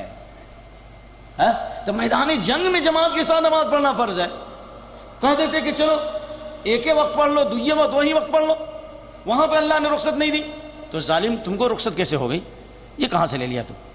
جی۔ اور اللہ کے نبی صلی اللہ علیہ وسلم نے مالک بن حویرث صحابی، جو صحابہ آئے تھے، 20 صحابہ تھے، 20 دن نبی کے پاس قیام کیا، اور جب جانے لگے تو نبی نے فرمایا کہ سفر میں جو جا رہے ہو، سفر میں بھی جہاں نماز کا وقت ہو جائے، ایک آدمی اذان دے گا، تم میں جو بڑا ہے وہ امامت کرے گا، اور جس طرح میں نے نماز پڑھی اس طرح نماز پڑھنا۔ یعنی سفر میں بھی آپ نے ان نئے طالب علموں کو جو صرف 20 دن تعلیم حاصل کیے تھے، آپ نے کہا گھر پر تو دور کی بات، سفر کے اندر بھی 5 وقت نماز وقت پہ پڑھنا۔ ہمیں کوئی صحیح نہیں، کوئی بھی ضعیف حدیث بتائے کہ کسی صحابی نے، نبی صلی اللہ علیہ وسلم کو چھوڑو، کسی بھی صحابی نے 3-4 نمازوں کو جمع کر کے ایک ساتھ پڑھاؤ، چھوڑنا تو دور کی بات، جس حال میں اسی حال میں نماز پڑھی۔ ظالم کہتے ہو کہ وقت نہیں ملتا، اللہ فرماتا فَإِنْ خِفْتُمْ فَرِجَالًا وَرُكْبَانًا، اگر دشمن تمہارا پیچھا کر رہا ہے، تم پیدل چل رہے ہو، نماز کا وقت ہو جائے، فرجالن پیدل چلتے ہوئے نماز کی نیت کر لو، قرآن کی آیت ہے نا۔ اور رکبانا، سواری پہ سوار ہو، نماز کا وقت ہو جائے، دشمن پیچھا کر رہا ہے، پھر بھی تاخیر مت کرو، اسی حالت میں نماز کی نیت کر لو۔ کہاں ہے تاخیر؟ کبھی بھی نہیں۔ اس لیے اللہ کے نبی فرماتے صلی قائما، کھڑے ہو کر پڑھو، کھڑے ہو کر نہیں پڑھ سکتے فَإِن لَمْ تَسْتَطِعْ فَقَاعِدًا، بیٹھ کے پڑھو، بیٹھ کے نہیں تو فَعَلَى جَنبٍ، پہلو کے بل پڑھو، اور رکوع میں کم جھکو، سجدے میں زیادہ جھکو۔ اللہ اکبر۔ تو آپ صلی اللہ علیہ وسلم نے نماز میں تخفیف نہیں کی، 5 وقت کی نماز میں 2 وقت یا 3 وقت یہ آپ نے اجازت نہیں دی۔ اور وہ جماعت جو ثقیف کے لوگ آئے تھے، جس میں انہوں نے کہا تھا کہ ہم نماز نہیں پڑھیں گے اور کچھ چیزوں کے بارے میں کہا، تو آپ نے کہا کہ نہیں، اس دین میں کوئی خیر نہیں ہے جس میں نماز نہیں ہے، یعنی کچھ نمازوں سے ہمیں رخصت دے دیجیے۔ تو آپ نے کہا کہ اس دین میں کوئی خیر نہیں ہے جس میں نماز، آپ نے اس کے دین اور ایمان کو قبول نہیں کیا، تو وہ لوگ کچھ کم کرانا چاہ رہے تھے، نبی نے ان کو رخصت نہیں دی، تو آپ کیسے رخصت کراتے ہیں؟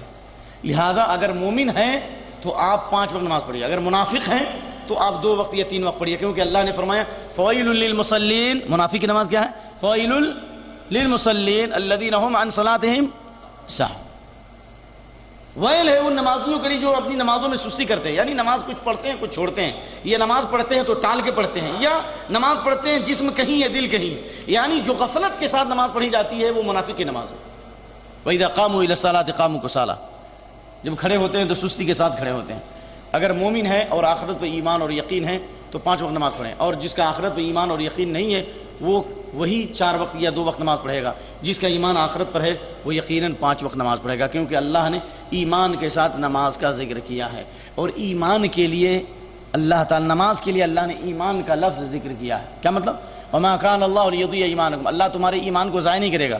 یہاں ایمان سے مراد تمام علماء کے، یہاں تک کہ فاضل بریلوی احمد رضا خان صاحب بھی یہی لکھتے ہیں ان کی تفسیر میں کہ یہاں ایمان سے مراد کیا ہے؟ نماز ہے، کیونکہ مسلمانوں نے بیت المقدس کی طرف جو 17 مہینے نماز پڑھی تھی، اور اس کے بعد جو ہے تحویل قبلہ کی آیت آ گئی کہ اب تمہارا چہرہ جو قبلے کی طرف ہونا چاہیے، یعنی کعبے کی طرف، تو صحابہ ڈر گئے کہ ہم نے جو پہلے نماز پڑھی وہ ضائع ہو جائے گی، یا جو مسلمان چلے گا وہ بھی ضائع ہو جائیں گے ان کی نمازیں۔ تو اللہ نے کہا وما کان اللہ لیضیع ایمانکم، اللہ تمہارے ایمان کو ضائع نہیں کرے گا، یعنی تمہاری نماز کو ضائع نہیں کرے گا۔ تو یہاں نماز کے لیے اللہ نے ایمان کا لفظ استعمال فرمایا. لہذا علماء نے یہ بھی استنباط کیا ہے ایمان اور نماز لازم اور ملزوم ہے. جس نے نماز چھوڑ دی جان بوجھ کر کسی ایک وقت کی بھی، اس حدیث کی روشنی میں العہد الذی بیننا وبینہم الصلاۃ فمن ترکھا فقد کفر، ہمارے اور ان کے درمیان فرق کرنے والی چیز نماز ہے. فمن ترکھا، جس نے چھوڑ دیا اس کو، فقد کفر، اس نے کفر کیا.